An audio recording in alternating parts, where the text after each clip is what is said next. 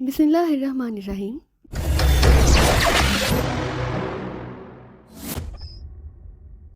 बिस्मिल्लाहिर्रहमानिर्रहीम। फ्लैडिंग एयरपोर्ट काफ़ी वसी और और साफ़ सुथरा था। तैयारी से उतरते ही इमरान और उसके साथी जो सब मुकामी मेकअप में थे, इत्मीनान से चलते हुए एयरपोर्ट से बाहर आए तो बाहर टैक्सियों की तवील कतार मौजूद थी। लेकिन अभी इमरान और उसके साथी सीढ़ियों तक पहुंचे ही थे कि एक मुकामी नौजवान तेज़ी से उनकी तरफ बढ़ा। प्रिंस माइकल, मेरा नाम राडर्क है और मुझे मिस्टर जॉनसन ने भेजा है। उस नौजवान ने सीधा इमरान की तरफ बढ़ते हुए कहा। जॉनसन साहब के पैरों को मेहंदी लगी हुई थी। इमरान ने मुंह बनाते हुए कहा, मेहंदी वो क्या होती है सर? राडर्क ने हैरान होकर कहा तो इमरान के साथी बेएहतियात मुस्कुरा दिए। जाहिर है राडर्क मेहंदी के बारे में क्या समझ सकता था। मेरा मतलब है कि मिस्टर जॉनसन खुद क्यों नहीं आए? इमरान ने मुस्कुराते हुए कहा। ये तो जनाब मुझे मालूम नहीं, बहरहाल उन्होंने मुझे भेजा है, आपका हुलिया उन्होंने बता दिया था, इसलिए मैं आपको पहचान गया हूँ। इधर आइए, इधर स्टेशन वैगन मौजूद है। ये वही जॉनसन है जिससे नाराक एयरपोर्ट पर मुलाकात हुई थी? इमरान के साथ खड़ी जूलिया ने कहा। हाँ, और ये तुम्हारी चीफ का बड़ा लाडला फॉरेन एजेंट है, इमरान ने जवाब दिया और जूलिया बेएहतियात मुस्कुरा दी। इसीलिए वो खुद नहीं आया, लेकिन वो हो सकता है कि वो किसी ज़रूरी काम में मसरूफ़ हो, जूलिया ने जवाब दिया और इमरान ने असबाब में सर हिला दिया। थोड़ी देर बाद वो सब स्टेशन वैगन में बैठे फ्लैडिंग की फराग और वसी सड़कों पर से गुजरते चले जा रहे थे। तकरीबन 15 मिनट की मुसलसल ड्राइविंग के बाद स्टेशन वैगन एक रिहायशी कॉलोनी में दाखिल हुई और फिर एक दरमियाने अंदाज की कोठी के गेट पर पहुंचकर रुक गई। ड्राइविंग सीट पर बैठे हुए राडरक ने 3 बार महसूस अंदाज में हारन बजाया तो कोठी का फाटक खुद बहुत खुल गया और राडरक स्टेशन वैगन अंदर ले गया। पोर्च में एक कार मौजूद थी। उसके साथ जाकर राडरक ने स्टेशन वैगन रोकी और इमरान और उसके साथी नीचे उतर आए। उसी लम्हे सामने गैलरी का दरवाज़ा खुला और एक नौजवान मुस्कुराता हुआ बाहर आया। उसे देखते ही सब पहचान गए कि ये जॉनसन है, क्योंकि नाराक एयरपोर्ट पर वो उनसे मुलाकात कर चुका था। आप मेरे एयरपोर्ट पर ना पहुंचे पर नाराज़ तो हो रहे होंगे इमरान साहब, लेकिन मजबूरी ये है कि मुझे इत्तला मिली है कि एक निगरानी करने वाला खसूसी ग्रुप एयरपोर्ट पर मौजूद है और वो लोग मेरे बारे में जानते हैं कि मेरा ताल्लुक ज़ेरे ज़मीन दुनिया से है, जबकि राडर यहाँ काम नहीं करता। इसलिए मैंने राडर को आपके इस्तकबाल के लिए भिजवाया था, जॉनसन ने मुस्कुराते हुए कहा। इसके बावजूद यहाँ तक बाकायदा ताकुब किया गया है, इमरान ने जवाब दिया। यस बॉस, एक नीली रंग की कार मुसलसल हमारी निगरानी करती रही है, मैंने भी उसे मार्क किया है, साथ खड़े हुए राडरक ने कहा। कोई बात नहीं, मैं उनसे खुद ही निपट लूंगा, आइए इमरान साहब और आप भी, जॉनसन ने राडर को जवाब देकर इमरान और उसके साथियों से मुहातिब होकर कहा और वो सब उसकी रहनुमाई में एक कमरे में पहुंच गए जिसे सीटिंग रूम के अंदाज में सजाया गया था। ये ग्रुप कौन है और किसके तहत काम करता है? इमरान ने कमरे में पहुंचकर कुर्सी पर बैठते ही जॉनसन से पूछा। ये ग्रुप सिर्फ निगरानी का काम करता है, उसके सरबराह का नाम आर्नल्ड है, इसलिए उसे आर्नल्ड ग्रुप कहते हैं। निगरानी के कामों में इंतहाई माहिर है। मुझे चूंकि पहले से खदशा था, इसलिए खसूसी चेकिंग पर उसका एक आदमी मेरी नज़रों में आ गया, वरना तो मुझे शायद पता ही ना चलता, जॉनसन ने जवाब दिया। लेकिन ये कार जो हमारा ताकुब कर रही थी वो तो बड़े अनाड़ीपन से काम कर रहे थे, जैसे उन्हें निगरानी और ताकुब की अबजद का भी इल्म ना हो, इमरान ने कहा। मैं मालूम कर लूंगा, हो सकता है कि 2 ग्रुप हों। बहरहाल ये कोठी आपकी रिहाइशगाह है जहां 2 कारें भी मौजूद हैं। मुझे अब इजाज़त दें, अब फ़ोन पर आपसे बातें होती रहेंगी, जॉनसन ने उठते हुए कहा। बैठो, पहले ये बताओ कि स्टान के बारे में क्या इत्तला है? इमरान ने पूछा। ओ हाँ, उसकी बात तो मेरे जहन से गायब हो गई थी। स्टान अपने शूटिंग क्लब और अपनी रिहाइशगाह से अचानक गायब हो गया है और किसी को मालूम नहीं कि वो कहाँ है। वैसे मेरे आदमी से तलाश कर रहे हैं, जॉनसन ने वैसे ही खड़े खड़े जवाब दिया। अचानक गायब होने का क्या मतलब? इमरान ने चौंक कर पूछा। मतलब है बगैर किसी प्रोग्राम के वो गया है और फिर उसके बारे में कोई इत्तला नहीं, जॉनसन ने जवाब दिया। यहाँ का नक्शा? इमरान ने कहा। अलमारी में सब कुछ मौजूद है, ट्रांसमीटर, असलहा, नक्शा, मेकअप का सामान, मास्क, मेकअप, राडर आपके साथ रहेगा, जॉनसन ने कहा तो इमरान ने इस बात में सर हिला दिया। जॉनसन तेज से कदम उठाता बैरूनी दरवाजे की तरफ बढ़ गया। इसका मतलब है कि हमारी यहाँ आमद का पहले इल्म हो चुका है, इसलिए स्टान भी अचानक गायब हो गया है और हमारी निगरानी भी हो रही है, इमरान ने कहा। लेकिन ये इत्तला किस तरह उन तक पहुंची होगी, और वो भी इस तरह तफसील के साथ कि उन्हें इस बात का इल्म भी हो गया कि हम जहाँ स्टान से पूछ-गुछ के लिए आ रहे हैं, सफदर ने कहा। ब्लैक थंडर के ज़राए बहुत वसी हैं। वैसे जहाँ तक मेरा ख्याल है उन्हें ये इत्तला ट्रूमैन के ऑफिस से मौसूल हुई है, क्योंकि स्टान की टिप ट्रूमैन ने दी थी, इमरान ने कहा और सब साथियों ने इस बात में सर हिला दिया। फिर अब आपका क्या प्रोग्राम है? क्या स्टान को तलाश करना होगा? सफदर ने कहा। यही तो सोचना है। वैसे जहां तक मेरा ख्याल है इस निगरानी करने वाले ग्रुप के चीफ आर्नल्ड से क्ल्यू मिल सकता है, इमरान ने कहा। वो कैसे? सफदर ने कहा। यकीनन ये निगरानी स्टैंड करा रहा होगा या फिर जहां टावर सेक्शन का इंचार्ज और हमारी निगरानी की रिपोर्ट भी लामहला उसे दी जा रही होगी। इस तरह आर्नल्ड के जरिए उसका सुराग लगाया जा सकता है और फिर काम आगे बढ़ सकता है, इमरान ने कहा। हाँ, ये क्लियर दुरुस्त है, सफदर ने कहा तो इमरान जवाना की तरफ मुतवज्जा हो गया। जवाना बाहर राडक मौजूद होगा, उसे बुला लाओ, इमरान ने कहा तो जवाना उठा और तेजी से बैरूनी दरवाजे की तरफ बढ़ गया। इस बार इमरान के साथ जूलिया, सफदर, कैप्टन शील और तनवीर के अलावा जवाना भी आया था। मिशन का ताल्लुक चूँकि एक्रीमिया से था, इसलिए इमरान जवाना को साथ ले आया क्योंकि एक्रीमिया में जवाना को पुरानी वाकफियत हासिल थी। चंद लम्हा बाद जवाना वापस आया तो उसके साथ ड्राडक भी था। ड्राडक, तुम यहाँ कितने अरसे से काम कर रहे हो? इमरान ने उसे कुर्सी पर बैठने का इशारा करते हुए कहा। 2 साल हो गए हैं, इससे पहले मैं नाराक में था। ड्राडक ने कुर्सी पर बैठते हुए जवाब दिया।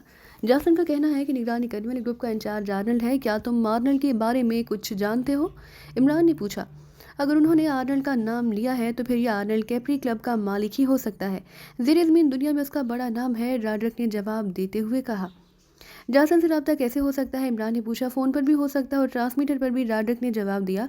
फ़ोन का नंबर बता दो और ट्रांसमीटर की फ्रिक्वेंसी, इमरान ने मुस्कुराते हुए कहा तो ड्राडक ने नंबर और फ्रिक्वेंसी दोनों बता दी। सफदर, अलमारी से ट्रांसमीटर निकाल लाओ। जासन अभी अपने ऑफिस ना पहुंचा हो, इसलिए फ़ोन पर शायद फौरी रब्ता ना हो सके, इमरान ने कहा तो सफदर उठकर अलमारी की तरफ बढ़ गया। चंद लम्हों बाद उसने ट्रांसमीटर अलमारी से उठाकर इमरान के सामने मौजूद मेज़ पर रख दिया। इमरान ने ट्रांसमीटर पर राडर की बताई हुई फ्रिक्वेंसी एडजस्ट की, फिर ट्रांसमीटर का बटन दबा दिया। Hello hello Prince, calling over, Imran ने बदले हुए लहजे में बार बार कॉल देते हुए कहा। Yes जासन, attending you over. चंद लम्हों बाद ट्रांसमीटर से जासन की आवाज़ सुनाई दी।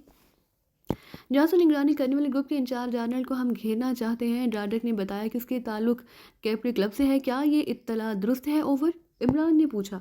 हाँ, इत्तला तो दुरुस्त है प्रिंस, लेकिन उस तक आप नहीं पहुंच सकेंगे क्योंकि वो उस क्लब के इंतहाई खुफिया तहखानों में रहता है और वहाँ इंतहाई सख्त हिफाजती इकदाम किए जाते हैं। ओवर, जासन ने कहा। उसकी रिहाइश गाह कहाँ है? ओवर, इमरान ने पूछा। उन्हीं तहखानों में ही है। ओवर, जासन ने जवाब दिया। लेकिन वो उन तहखानों से बाहर तो आता होगा। ओवर, इमरान ने मुंह बनाते हुए कहा। किसी ने आज तक उसे बाहर नहीं देखा, सिर्फ उसका नाम चलता है। वो इस पूरी रियासत में असलहे की स्मगलिंग का सबसे बड़ा नाम है। ओवर, जासन ने कहा। लेकिन तुमने तो बताया था कि उससे ग्रुप निगरानी का धंधा करता है, फिर ये असलहे की स्मगलिंग दरमियान में कहाँ से आ गई? ओवर, इमरान ने हैरत भरे लहजे में कहा। उसका असल काम तो असलहे की स्मगलिंग ही है। वैसे उसने ये ग्रुप भी बना रखा है, आप उसे उसका साइड बिजनेस भी समझ सकते हैं। उसके साथ साथ उसे इस ग्रुप के कामों से अपने धंधे में भी फ़ायदा पहुंचता रहता है। ओवर, जासन ने जवाब दिया। फिर तो असलहे की सौदे के सिलसिले में उससे मिला जा सकता है। ओवर, इमरान ने कहा। उस धंधे का सारा अमली काम उसका मैनेजर रॉबर्ट करता है, वो खुद सिर्फ मंजूरी देता है और बस। ओवर, जासन ने जवाब दिया। ओके, बेहद शुक्रिया, हम खुद ही कुछ ना कुछ कर लेंगे। ओवर एंड ऑल, इमरान ने कहा और ट्रांसमीटर ऑफ कर दिया। जवाना, तुम तनवीर के साथ बाहर जाओ। यकीनन उसका ग्रुप यही कोठी की निगरानी कर रहा होगा। उस ग्रुप का कोई आदमी इस तरह यहाँ उठा लाओ कि उसके साथियों को इल्म ना हो सके, इमरान ने जवाना से कहा तो जवाना सर हिलाता हुआ उठ खड़ा हुआ। उकबी तरफ एक आदमी मौजूद है, प्रिंस साहब तो अंदर थे, मैंने उन्हें चेक किया था, राडरक ने कहा। तो तुम भी साथ जाओ जवाना और तनवीर के, इमरान ने कहा तो राडरक भी सर हिलाता हुआ उनके पीछे बैरूनी दरवाजे की तरफ बढ़ गया। आपसे मसलहा वगैरह ले लें, हो सकता है कि हमें इस कैप्री क्लब पर रेड करना पड़े, इमरान ने बाकी साथियों से कहा और वो सब उठ खड़े हुए। उसी लम्हे मेज़ पर पड़े हुए फ़ोन की घंटी बज उठी तो इमरान चौंक पड़ा। उसने हाथ बढ़ाकर रिसीवर उठा लिया। यस प्रिंस, माइकल बोल रहा हूँ, इमरान ने बदले हुए लहजे में कहा। प्रिंस, मैं जासन बोल रहा हूँ, अभी आपसे ट्रांसमीटर पर बात हुई है। ये बातचीत कार में हुई, उस वक्त मैं अपने ऑफिस पहुँचने ही वाला था। ऑफिस पहुँचने पर मेरे नाम आर्नल्ड की कॉल मौजूद थी, उसे मैंने अटेंड किया तो आर्नल्ड ने मुझे कहा कि मैं आपकी खिदमत से अलहदा हो जाऊं, वरना मेरा ऑफिस और घर दोनों मिसाइलों से उड़ाए जा सकते हैं। उस पर मैंने उसे बताया कि मेरे एक कारोबारी दोस्त ने मुझे फ़ोन करके कहा कि मेरे मेहमान आ रहे हैं, मैं उन्हें रिहाइश गाह मुहैया कर दूं, इसलिए मैंने ये काम किया। इसके अलावा मेरा आप लोगों से कोई ताल्लुक़ नहीं। तो उसने कहा कि फ़िलहाल तो उसे आप लोगों की निगरानी का हुक्म मिला है, लेकिन किसी भी लम्हे आप लोगों को फिनिश करने का भी हुक्म मिल सकता है, इसलिए उसने मुझे फ़ोन किया था। उसके मुताबिक चूँकि मैं हालिस कारोबारी आदमी हूँ, इसलिए वो नहीं चाहता कि मैं भी इस चक्कर में मुलविस होकर अपने आप को तबाह कर लूँ। मेरी पूछने पर उसने सिर्फ इतना बताया कि उसकी निगरानी का हुक्म उसे एक बैनुल-अक़वामी तंजीम से मिला है। जासन ने कहा। तो फिर तुम्हारा इरादा क्या है? इमरान ने मुस्कुराते हुए कहा। मैंने तो वही कुछ करना है जो आपने कहना है, क्योंकि मुझे चीफ ने हुक्म दे रखा है कि आपकी हर मुमकिन मदद की जाए। मैं तो आपको सिर्फ इत्तला दे रहा हूँ। جاسن نے بڑے مطمئن لہجے میں کہا، ٹھیک ہے، ہمیں صرف رہائش گاہ اور کاریں چاہیے تھی، وہ مل گئی، آرنلڈ کا نام بھی سامنے آ گیا، اس لیے تم علیحدہ ہو جاؤ، رائڈر کو بھی میں واپس بھیج دیتا ہوں، باقی کام ہم خود ہی کر لیں گے، البتہ تم اس ٹان کی تلاش جاری رکھو۔ عمران نے کہا، پرنس، یہ جگہ چونکہ آرنلڈ کی نظروں میں آ چکی ہے، اس لیے میں آپ کے لیے ایک اور جگہ کا بندوبست کر دیتا ہوں، آپ خاموشی سے وہاں شفٹ ہو جائیں، ورنہ ہو سکتا ہے کسی بھی وقت آپ پر واقعی حملے ہو جائے۔ جاسن نے کہا، تم ہماری فکر نہ کرو، ہم یہاں کوئی بہت اہم کام کرنے نہیں آئے، اس لیے ہمارا یہاں قیام بھی انتہائی مختصر ہے، اس لیے ہمارے پاس اتنا وقت بھی نہیں کہ ہم بار بار جگہیں تبدیل کرتے رہیں، گڈ بائے، عمران نے کہا اور ریسیور رکھ دیا۔ تھوڑی دیر بعد جوانا، تنویر اور راڈک اندر داخل ہوئے۔ جوانا کے کاندھے پر ایک مقامی آدمی لدا ہوا تھا، وہ بے ہوش تھا۔ راڈک، جاسن سے بات ہوئی ہے، تم اب واپس جاؤ، جاسن کو میں نے کہہ دیا کہ وہ اب ہم سے کوئی تعلق نہ رکھے، کیونکہ اسے آرنلڈ نے دھمکی دے دی ہے کہ وہ اسے تباہ کر دے گا۔ عمران نے راڈک سے کہا، جیسے آپ کا حکم ہو جناب، میں تو آپ کے حکم کا پابند ہوں، راڈک نے جواب دیا، جو میں کہہ دیتا ہوں اسے دہرانے کا عادی نہیں، عمران نے سرد لہجے میں کہا، تو راڈک نے اس بات میں سر ہلا دی اور تیزی سے مڑ کر باہر چلا گیا۔ صفدر، جا کر پھاٹک بند کراؤ، عمران نے صفدر سے کہا، تو صفدر سر ہلاتا ہوا اٹھا اور راڈک کے پیچھے کمرے سے باہر نکل گیا۔ اس دوران جوانا بے ہوش آدمی کو ایک خالی صوفے پر لٹا چکا تھا۔ اسے زمین پر ڈال دو اور تنویر، تم اس کا منہ اور ناک دونوں ہاتھوں سے بند کر کے اسے ہوش میں لے آؤ، عمران نے جوانا اور تنویر دونوں سے مخاطب ہو کر کہا۔ جوانا نے اس آدمی کو صوفے سے اٹھا کر فرش پر بچھے ہوئے قالین پر لٹا دیا، جبکہ تنویر نے جھک کر اس کا ناک اور منہ دونوں ہاتھوں سے بند کر دیے۔ چند لمحوں بعد جب اس کے جسم میں حرکت کے تاثرات نمودار ہوئے تو تنویر سیدھا ہو کر پیچھے ہٹ گیا۔ اس کے ساتھ ہی عمران کرسی سے اٹھا اور اس نے اپنا پیر اس آدمی کی گردن پر رکھ دیا، لیکن ابھی اس نے گردن پر دباؤ نہ ڈالا تھا۔ چند لمحوں بعد جیسے ہی اس آدمی نے کراہتے ہوئے آنکھیں کھولی، اس کا جسم لاشعوری طور پر اٹھنے کے لیے سمٹنے ہی لگا کہ عمران نے پیر کا دباؤ ڈال کر اسے آہستہ سے موڑ دیا۔ اس آدمی کا سمٹتا ہوا جسم یکلخت ایک جھٹکے سے سیدھا ہوا اور اس کا چہرہ انتہائی تیزی سے بگڑتا چلا گیا۔ آنکھیں باہر کو ابل آئیں اور گلے سے ہرہراہٹ کی آوازیں نکلنے لگیں۔ اس کی حالت انتہائی تیزی سے بگڑتی چلی جا رہی تھی۔ عمران نے پیر کو واپس موڑ دیا تو چند لمحوں بعد اس کی حالت نارمل ہونے لگ گئی۔ اس کا رکتا ہوا سانس دوبارہ بحال ہونے لگ گیا۔ کیا نام ہے تمہارا؟ اور سن لو، اگر تم نے جھوٹ بولا تو دوبارہ اسی عذاب سے گزرنا پڑے گا، عمران نے گراتے ہوئے کہا اور ساتھ ہی پیر کو ذرا سا موڑ دیا۔ رک جاؤ، یہ کیسا ہولناک عذاب ہے، رک جاؤ، میرے جسم کی ایک ایک رگ ٹوٹ رہی ہے، رک جاؤ، میرا نام جعفر ہے، جعفر۔ کیا تمہارا تعلق آرنلڈ گروپ سے ہے؟ عمران نے پوچھا۔ ہاں، پلیز یہ پیر اٹھا لو، تم جو پوچھو گے میں بتا دوں گا، لیکن مجھے یہ ہولناک عذاب نہ دو، جعفر نے ہکلاتے ہوئے کہا۔ سب کچھ بتا دو گے تو اس عذاب سے محفوظ رہو گے اور یہ بھی وعدہ کہ زندہ بھی رہو گے، اور کسی کو بھی معلوم نہ ہو سکے گا کہ تمہیں اندر لایا گیا ہے اور تم سے پوچھ گچھ کی گئی ہے، عمران نے گراتے ہوئے کہا۔ میں سب کچھ بتا دوں گا، سب کچھ، تو بتاؤ کہ آرنلڈ کون ہے، کہاں رہتا ہے، عمران نے کہا۔ آرنلڈ کیپری کلب کا مالک ہے، وہیں کیپری کلب کے نیچے تہہ خانوں میں رہتا ہے، لیکن وہ کبھی کسی کے سامنے نہیں آیا، اس کا صرف حکم چلتا ہے اور بس، جعفر نے جواب دیا۔ یہ تو مجھے بھی معلوم ہے، یہ بتاؤ کہ اس سے ملاقات کیسے ممکن ہے، کوئی طریقہ بتاؤ، عمران نے پیر کو ذرا سا موڑتے ہوئے کہا۔ وہ اپنی مرضی کے علاوہ کسی سے نہیں ملتا، جعفر نے رک کر تکلیف بھرے لہجے میں کہا۔ اس کی کوئی گرل فرینڈ جس سے وہ لازمن ملتا ہو، عمران نے پوچھا۔ ہاں، میکائے اس کی گرل فرینڈ ہے، ڈیسی میکائے کلب کی مالک ہے، بہت امیر عورت ہے، جعفر نے جواب دیتے ہوئے کہا۔ کہاں رہتی ہے وہ؟ میکائے کلب کے شمال میں اس کی ذاتی رہائش گاہ ہے، جعفر نے جواب دیا۔ میکائے کلب کا پورا پتہ بتاؤ، عمران نے پوچھا۔ پیل روڈ پر مشہور ہے میکائے کلب، جعفر نے کہا تو عمران نے پیر ہٹا لیا اور جعفر نے لمبے لمبے سانس لینے شروع کر دیے۔ میں وعدہ کے مطابق تمہیں زندہ چھوڑ رہا ہوں، لیکن یہ بات سن لو، اگر مجھے اطلاع مل گئی کہ تم نے ہمارے متعلق اطلاع دی ہے تو تم چاہے پاتال میں کیوں نہ چھپ جاؤ، تمہاری موت بن کر ہم تمہیں وہاں سے بھی گھسیٹ لائیں گے، عمران نے کہا۔ میں کیسے کچھ بتا سکتا ہوں؟ آرنلڈ ان معاملات میں بے حد سخت ہے، وہ تو مجھے میرے خاندان سمیت گولیوں سے اڑا دے گا، جعفر نے اٹھ کر بیٹھتے ہوئے کہا۔ جوانا سے باہر چھوڑاؤ، عمران نے جوانا سے کہا تو جوانا سر ہلاتا ہوا اسے بازو سے پکڑ کر بیرونی دروازے کی طرف بڑھ گیا۔ اس لمبے چکر میں پڑنے کی بجائے کیوں نہ اس کیپری کلب پر ہی ریڈ کر دیا جائے، تنویر نے منہ بناتے ہوئے کہا۔ نہیں، وہ کسی خفیہ راستے سے نکل بھی سکتا ہے اور ایک بار وہ نکل گیا تو پھر اس کا ہوا ہاتھ آنا مشکل ہے، عمران نے کہا۔ لیکن عمران صاحب، باہر تو یہ نگرانی والے موجود ہیں، جیسے ہم میکائے کلب جائیں گے آرنلڈ کو اس کی اطلاع مل جائے گی، صفدر نے کہا۔ دیکھو، میں کوشش کرتا ہوں، ہو سکتا ہے کہ معاملات یہیں بیٹھے بیٹھے حل ہو جائیں، عمران نے مسکراتے ہوئے کہا اور فون کا ریسیور اٹھا کر اسے انکوائری کے نمبر ڈائل کر دیے۔ یس انکوائری پلیز، رابطہ قائم ہوتے ہی ایک نسوانی آواز سنائی دی۔ میکائے کلب کی لیڈی ڈیسی میکائے کا خصوصی نمبر چاہیے، میں پولیس کمشنر آفس سے بول رہا ہوں، عمران نے کہا تو دوسری طرف سے ایک نمبر بتا دیا گیا۔ عمران نے کریڈل دبایا، پھر ہاتھ اٹھا کر اسے انکوائری آپریٹر کا بتایا ہوا نمبر ڈائل کرنے شروع کر دیے۔ یہ سیکریٹری ٹو لیڈی میکائے، ایک نسوانی آواز سنائی دی۔ पुलिस कमिश्नर ऑफिस से स्पेशल कमांडर एंथोनी बोल रहा हूँ, लेडी साहिबा से बात कराइए। इमरान ने लहजा बदल कर बात करते हुए कहा। यस होल्ड करें दूसरी तरफ से मोदबाना लहजे में कहा गया। हेलो, मैं काय बोल रहा हूँ। स्पेशल कमांडर पुलिस ऑफिस से एंथोनी बोल रहा हूँ, इमरान ने कहा। स्पेशल कमांडर क्या होता है? पुलिस ऑफिस में तो कोई स्पेशल कमांडर नहीं होता, दूसरी तरफ से हैरत भरे लहजे में कहा गया। लेडी साहिबा, स्पेशल का मतलब खुफिया होता है। बहरहाल आपके दोस्त और कैप्री क्लब के मालिक आर्नल्ड साहब आजकल कुछ ज़्यादा ही ऊंचे उड़ रहे हैं। उनके बारे में रिपोर्ट इंतहाई आला हल्कों तक पहुंच चुकी है। मैंने इसलिए आपको फ़ोन किया कि आप उन्हें समझा सकती हैं। गुड बाय, इमरान ने कहा। उसके साथ उसे कैडल पर रिसीवर रख दिया। हमारा फ़ोन निगरानी करने वालों ने टेप ना कर रखा हो, सफदर ने कहा। तो इमरान ने जवाब देने की बजाय असबात में सर हिला दिया। कुछ देर बाद रिसीवर उठाया और जासन के बताए हुए नंबर डायल करने शुरू कर दिए। कैप्री क्लब। राब्ता कायम होते ही दूसरी तरफ से एक निस्वानी आवाज़ सुनाई दी। लेडी मैकाई बोल रही हूँ, आर्नल्ड से बात कराओ। इमरान ने लेडी मैकाई के लहजे और आवाज़ में बात करते हुए कहा। यस मादाम, दूसरी तरफ से इंतहाई मोदबाना लहजे में कहा गया। हेलो, आर्नल्ड बोल रहा हूँ। तुमने जनरल नंबर पर क्यों फ़ोन किया है स्वीटी?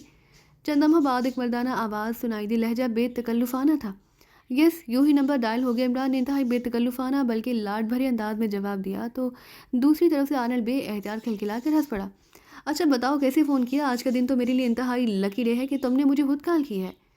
तुमसे एक शिकायत करनी है, इमरान ने एक बार फिर लाड भरे लहजे में कहा। शिकायत और मुझसे? क्या? अरे क्या हुआ?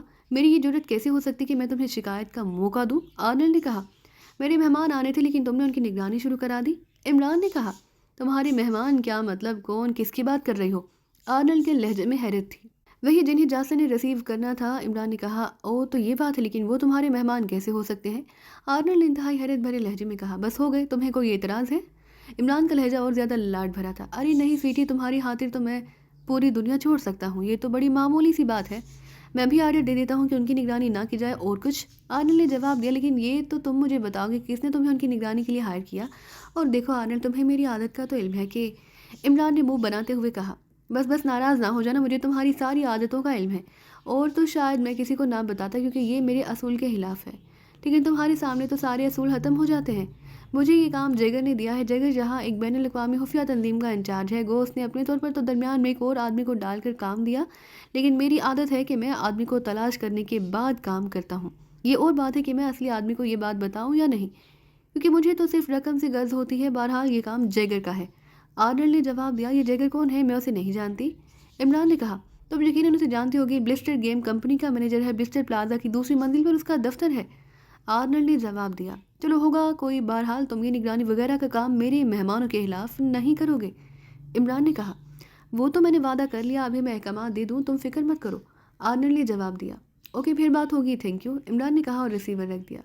तनवीर और जवाना तुम बाहर जाकर चेक करो, जब ये निगरानी करने वाले वापस चले जाएं तो फिर हम जैगर से मिलेंगे, इमरान ने रिसीवर रखकर मुस्कुराते हुए कहा। मैंने कहा था कि फ़ोन टेप भी हो सकता है, इस तरह आर्नल्ड तक असल हकीकत भी पहुंच सकती है, सफदर ने कहा।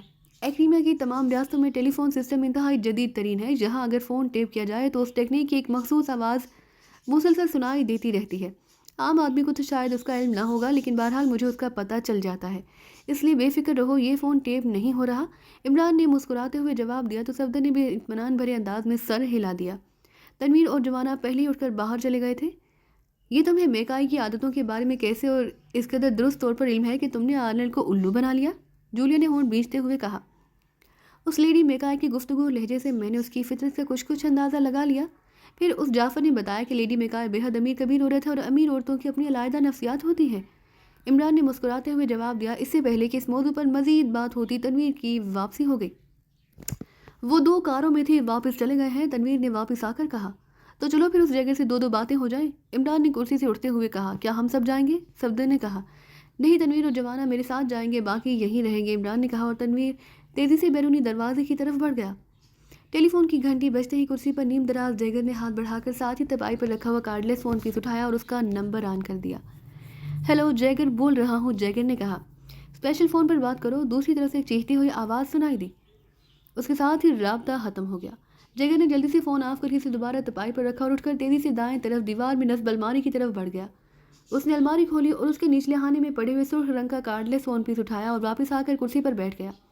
उसने उस पर लगे हुए नंबरों में से 2 नंबर प्रेस करके फ़ोन पीस का बटन ऑन कर दिया। चंद लम्हों बाद फ़ोन पीस पर घंटी की आवाज़ सुनाई दी तो जैगर ने एक और बटन प्रेस कर दिया। यस बॉस, जैगर बोल रहा हूँ, जैगर ने इंतहाई मोदबाना लहजे में कहा। गैमल बोल रहा हूँ जैगर, क्या रिपोर्ट है पाकिस्तान सीक्रेट सर्विस के बारे में?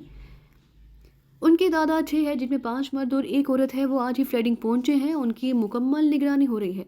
जहां की एक आदमी जासन से उनका राब्ता है, उस जासन ने ही उन्हें रिहाइश गाह मुहैया की है, जैगर ने जवाब दिया। स्टान के बारे में क्या रिपोर्ट है? वो अंडरग्राउंड हो चुके हैं, हर किसी को भी उसके बारे में मालूम नहीं, जैगर ने जवाब दिया। उनकी निगरानी कौन कर रहा है? गैमल ने पूछा। यहाँ का एक खास ग्रुप है, आर्नल्ड ग्रुप, जो इस काम में माहिर है। उसे हायर किया गया है ताकि इस तरह मैं या मेरा कोई आदमी भी उनके सामने न आए, जैगर ने जवाब दिया। उस आर्नल्ड को तो तुम्हारे मुतालिक मालूम होगा, गैमल ने पूछा। नो बॉस, एक और आदमी को दरमियान में डाला गया है, जैगर ने जवाब दिया। ओके, जब ये लोग वापस आए तो तुमने मुझे इत्तला देनी है, गैमल ने कहा। लेकिन बॉस, इस इमरान के अलावा बाकी अफराद का खात्मा किया जा सकता है। सेफ लिस्ट में तो सिर्फ इमरान ही होगा, जैगर ने कहा। तुम्हारा मतलब है कि वो तुम तक पहुंच जाएं, इसलिए तुम भी स्टान की तरह अंडरग्राउंड हो जाओ तो ज़्यादा बेहतर है, गैमल ने कहा। मुझ तक तो वो किसी सूरत भी नहीं पहुंच सकते बॉस। अलबत्ता अगर आप हुक्म दे तो मैं अंडरग्राउंड हो जाता हूँ, लेकिन मेरे अचानक अंडरग्राउंड होने से स्टान मिशन रुक जाएगा, और आप तो जानते हैं कि ये मिशन अहम भी है और उस पर काम भी तकरीबन मुकम्मल हो चुका है, सिर्फ फाइनल टच रहता है, जैगर ने मुंह बनाते हुए जवाब दिया। ओ ठीक है, वाकई इस तरह काफ़ी नुकसान हो सकता है, लेकिन तुमने मोहतात रहना है, गैमल ने कहा। मैं हर तरह से मोहतात हूँ बॉस, जैगर ने ऐसे लहजे में कहा जैसे उसे एहसास हो रहा हो कि उसने अपनी अहमियत साबित कर दी है। ओके, दूसरी तरफ से कहा गया। उसके साथ ही राब्ता ख़त्म हो गया तो जैगर ने बटन प्रेस करके फ़ोन ऑफ किया और उठकर एक बार फिर अलमारी की तरफ बढ़ गया। अलमारी में फ़ोन रख कर वो वापस आकर अभी कुर्सी पर बैठा ही था कि तपाई पर मौजूद फ़ोन पीस से घंटी की आवाज़ सुनाई देने लगी, तो उसने उसे उठाया और उसका बटन प्रेस कर दिया। यस, जैगर ने कहा।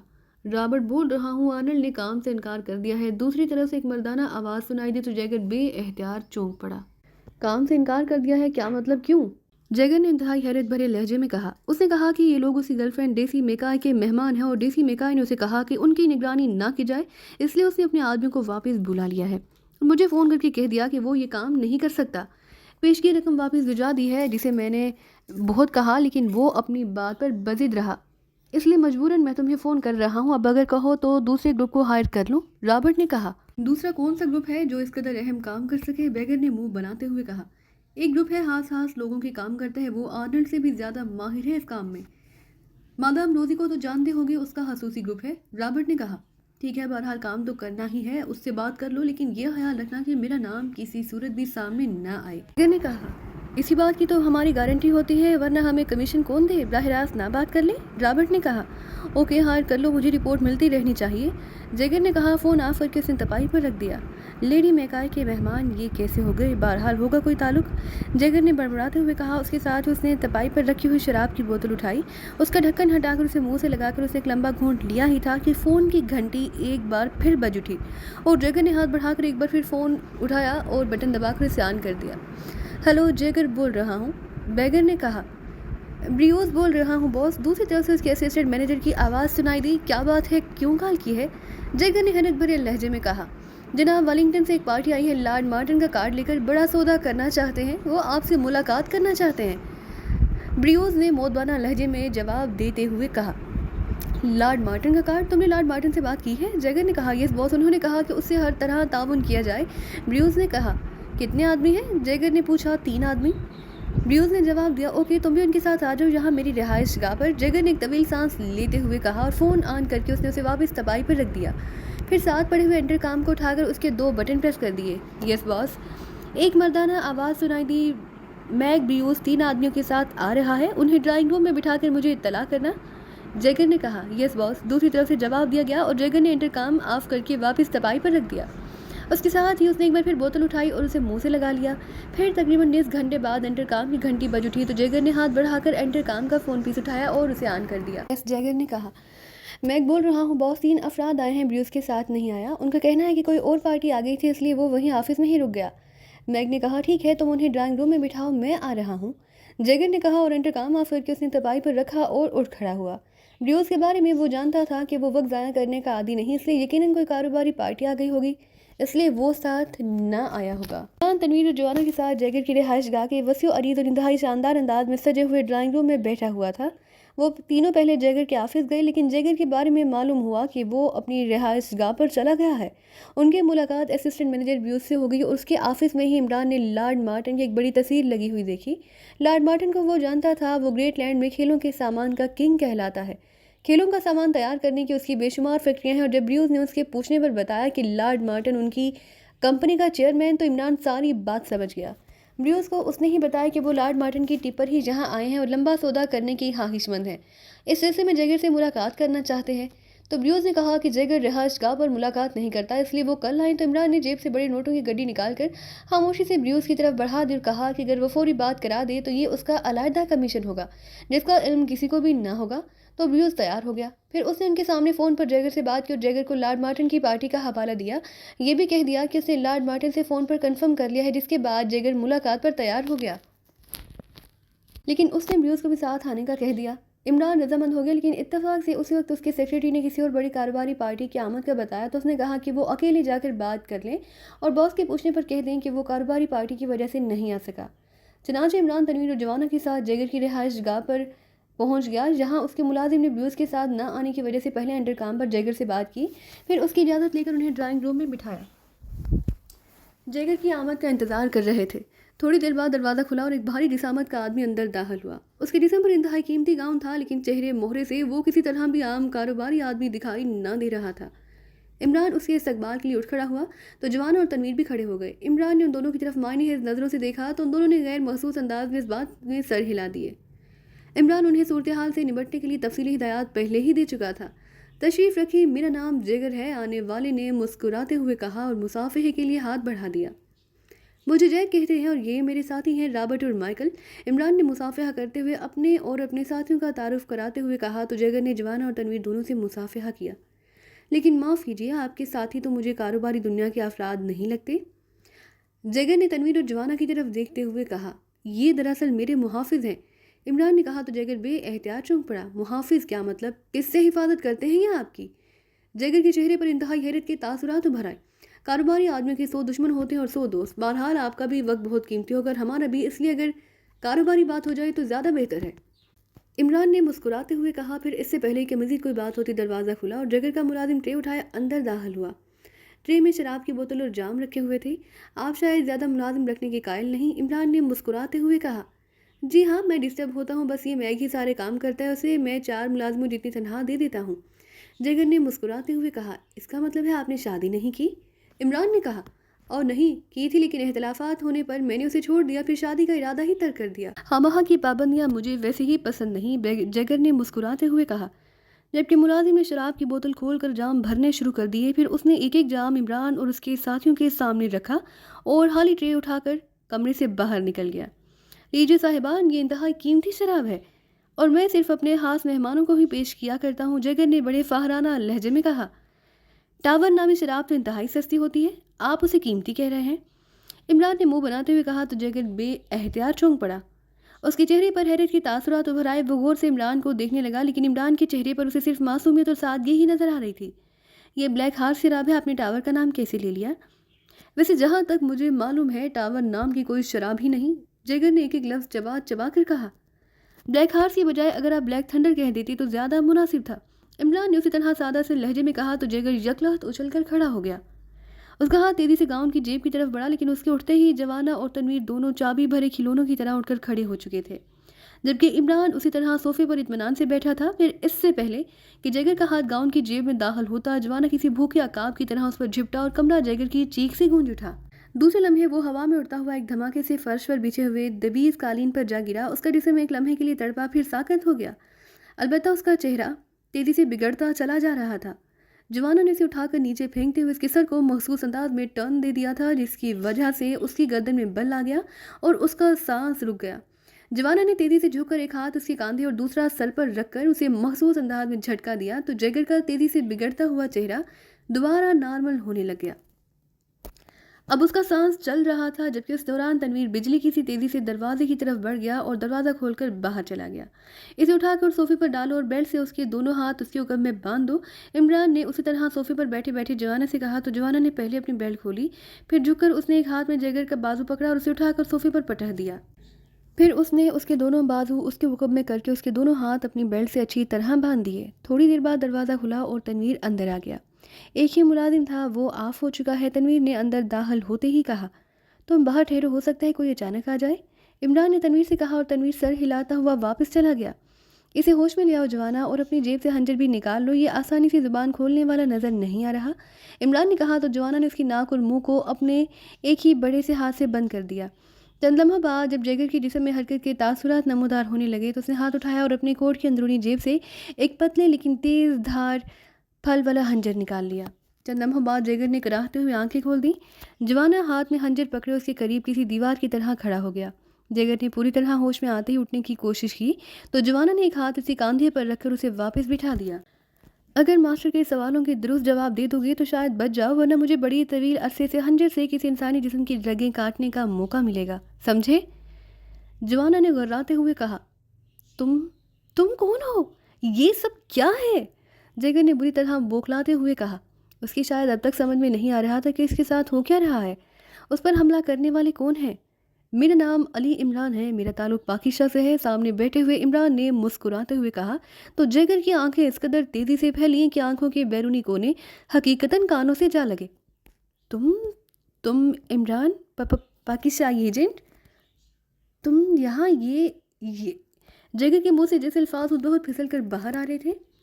تم نے اسٹان کو انڈر گراؤنڈ کر کے یہ سمجھ لیا کہ ہم تم تک نہ پہنچ سکیں گے، اور پھر تم نے آرنر گروپ کو ہمارے پیچھے لگا دیا، لیکن اب تم دیکھ رہے ہو کہ ہم یہاں موجود ہیں۔ تمہاری اکلوتے ملازم میگ کی لاش گٹن میں پہنچ چکی ہے، اس لیے اب اس وسیع اور اس کوٹھی میں ایسا کوئی آدمی موجود نہیں جو تمہاری چیخیں سن کر تمہاری مدد کو آئے۔ اور یہ ماسٹر کلرز کا جمانہ بالکل درست کہہ رہا ہے، یہ خنجر کی مدد سے انسانی جسم کی ایک ایک رگ کاٹنے کے کام میں بے حد لطف اندوز ہوتا ہے۔ اس لیے اب یہ تمہاری مرضی ہے کہ تم کیا رد عمل ظاہر کرتے ہو، عمران نے سنجیدہ لہجے میں کہا۔ تم کیا چاہتے ہو؟ جیگر نے ہونٹ بھینچتے ہوئے کہا۔ صرف اتنا بتا دو کہ پرانگل سے جو فارمولہ حاصل کیا گیا تھا وہ کہاں پہنچایا گیا ہے؟ عمران نے کہا۔ میرا پرانگل سے کیا تعلق؟ میرا تعلق تو صرف اپنی ریاست سے ہے اور بس۔ تمہارا واقعی کوئی تعلق نہیں ہوگا، لیکن تمہارا تعلق ٹاور سیکشن سے تو بہرحال ہوگا، تم اس کے متعلق تو بتا سکتے ہو، عمران نے کہا۔ میں کیا بتا سکتا ہوں، مجھے تو یہ بھی معلوم نہیں کہ وہ سیکشن کہاں ہے، مجھے تو بس احکامات ملتے ہیں، میں ان کی تعمیل کرتا ہوں اور میرے بینک اکاؤنٹ میں رقم جمع ہو جاتی ہے، بیگر نے جواب دیتے ہوئے کہا۔ ٹرانسمیٹر پر بات ہوتی ہے، عمران نے کہا۔ ٹرانسمیٹر پر بھی ہوتی ہے اور اسپیشل فون پر بھی، جیگر نے جواب دیا۔ تم کس فریکوینسی پر رپورٹ دیتے ہو؟ عمران نے پوچھا۔ وہ خود کال کرتے ہیں، جیگر نے جواب دیا۔ جوانا مسٹر جیگر کی ناک کچھ زیادہ ہی بڑی ہے، عمران نے یکلا جوانا سے مخاطب ہو کر کہا۔ یس باس، جوانا نے مسرت بھرے لہجے میں کہا، اور اس کے ساتھ اس نے اپنا ایک ہاتھ جیگر کے سر پر رکھ دیا۔ رک جاؤ، میری ناک مت کاٹو، رک جاؤ، میں بتاتا ہوں، جیگر نے یکلا تھیزیانی انداز میں چیختے ہوئے کہا تو عمران نے ہاتھ سے اشارہ کیا۔ بولتے جاؤ، جیسے ہی تمہاری زبان رکی تمہاری ناک کٹ کر تمہاری جھولی میں آ گرے گی، جوانا نے انتہائی سرد لہجے میں کہا تو جیگر نے جلدی سے ٹرانسمیٹر فریکوینسی بتانی شروع کر دی۔ کہاں موجود ہے ٹرانسمیٹر اور اسپیشل فون؟ عمران نے پوچھا تو جیگر نے بتا دیا۔ جوانا باہر جا کر تنویر سے کہو کہ وہ ٹرانسمیٹر اور اسپیشل فون لے آئے، عمران نے جوانا سے مخاطب ہو کر کہا، اور جوانا تیزی سے مڑ کر ڈرائنگ روم سے باہر چلا گیا۔ تم نے میرا پتہ کیسے چلا لیا؟ جیگر نے عمران سے مخاطب ہو کر کہا۔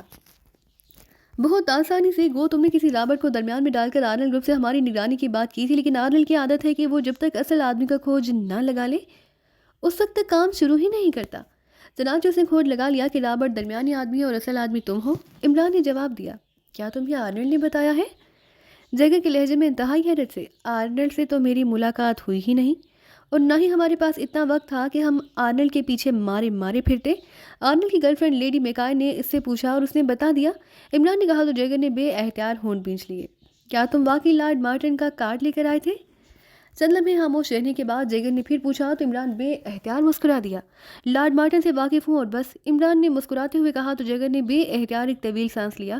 اسی لمحے جوانا واپس آیا تو اس کے ایک ہاتھ میں ایک جدید ساخت کا ٹرانسمیٹر، دوسرے ہاتھ میں اسپیشل فون تھا۔ کیا کوڈ ہیں تمہارے درمیان؟ عمران نے جیگر سے پوچھا۔ کوئی کوڈ نہیں، سیکشن انچارج گیمل مجھ سے براہ راست بات کرتا ہے کیونکہ اس فریکوینسی کو کسی صورت بھی چیک نہیں کیا جا سکتا، نہ ہی اس ٹرانسمیٹر کی کال کیچ کی جا سکتی ہے۔ جہاں تک اسپیشل فون کا تعلق ہے اس پر صرف کال آ سکتی ہے، جا نہیں سکتی، جیگر نے جواب دیا۔ گیمل زیادہ تر کیا استعمال کرتا ہے؟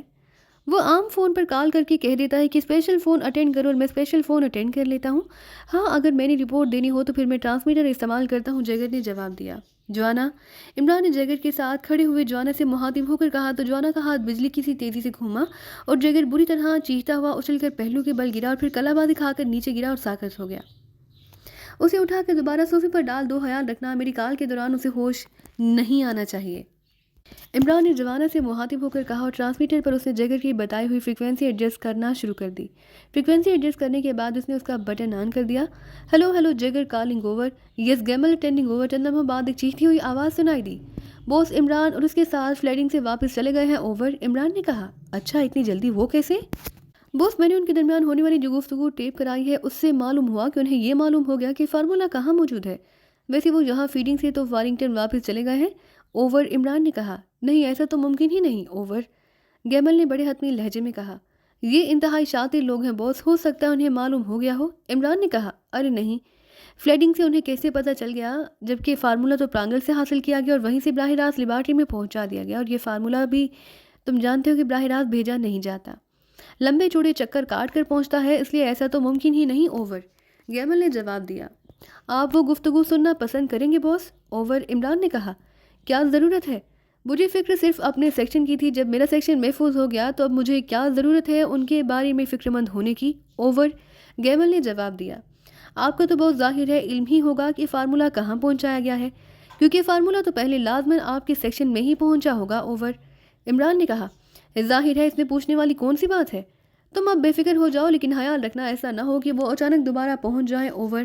گیمل نے کہا. اب وہ واپس نہیں آئیں گے کیونکہ ان کی باتوں سے یہی محسوس ہوتا ہے کہ انہیں حتمی طور پر معلوم ہو گیا کہ فارمولا کہاں ہے اوور. عمران نے کہا. کیا انہوں نے جگہ کا نام لیا ہے اوور؟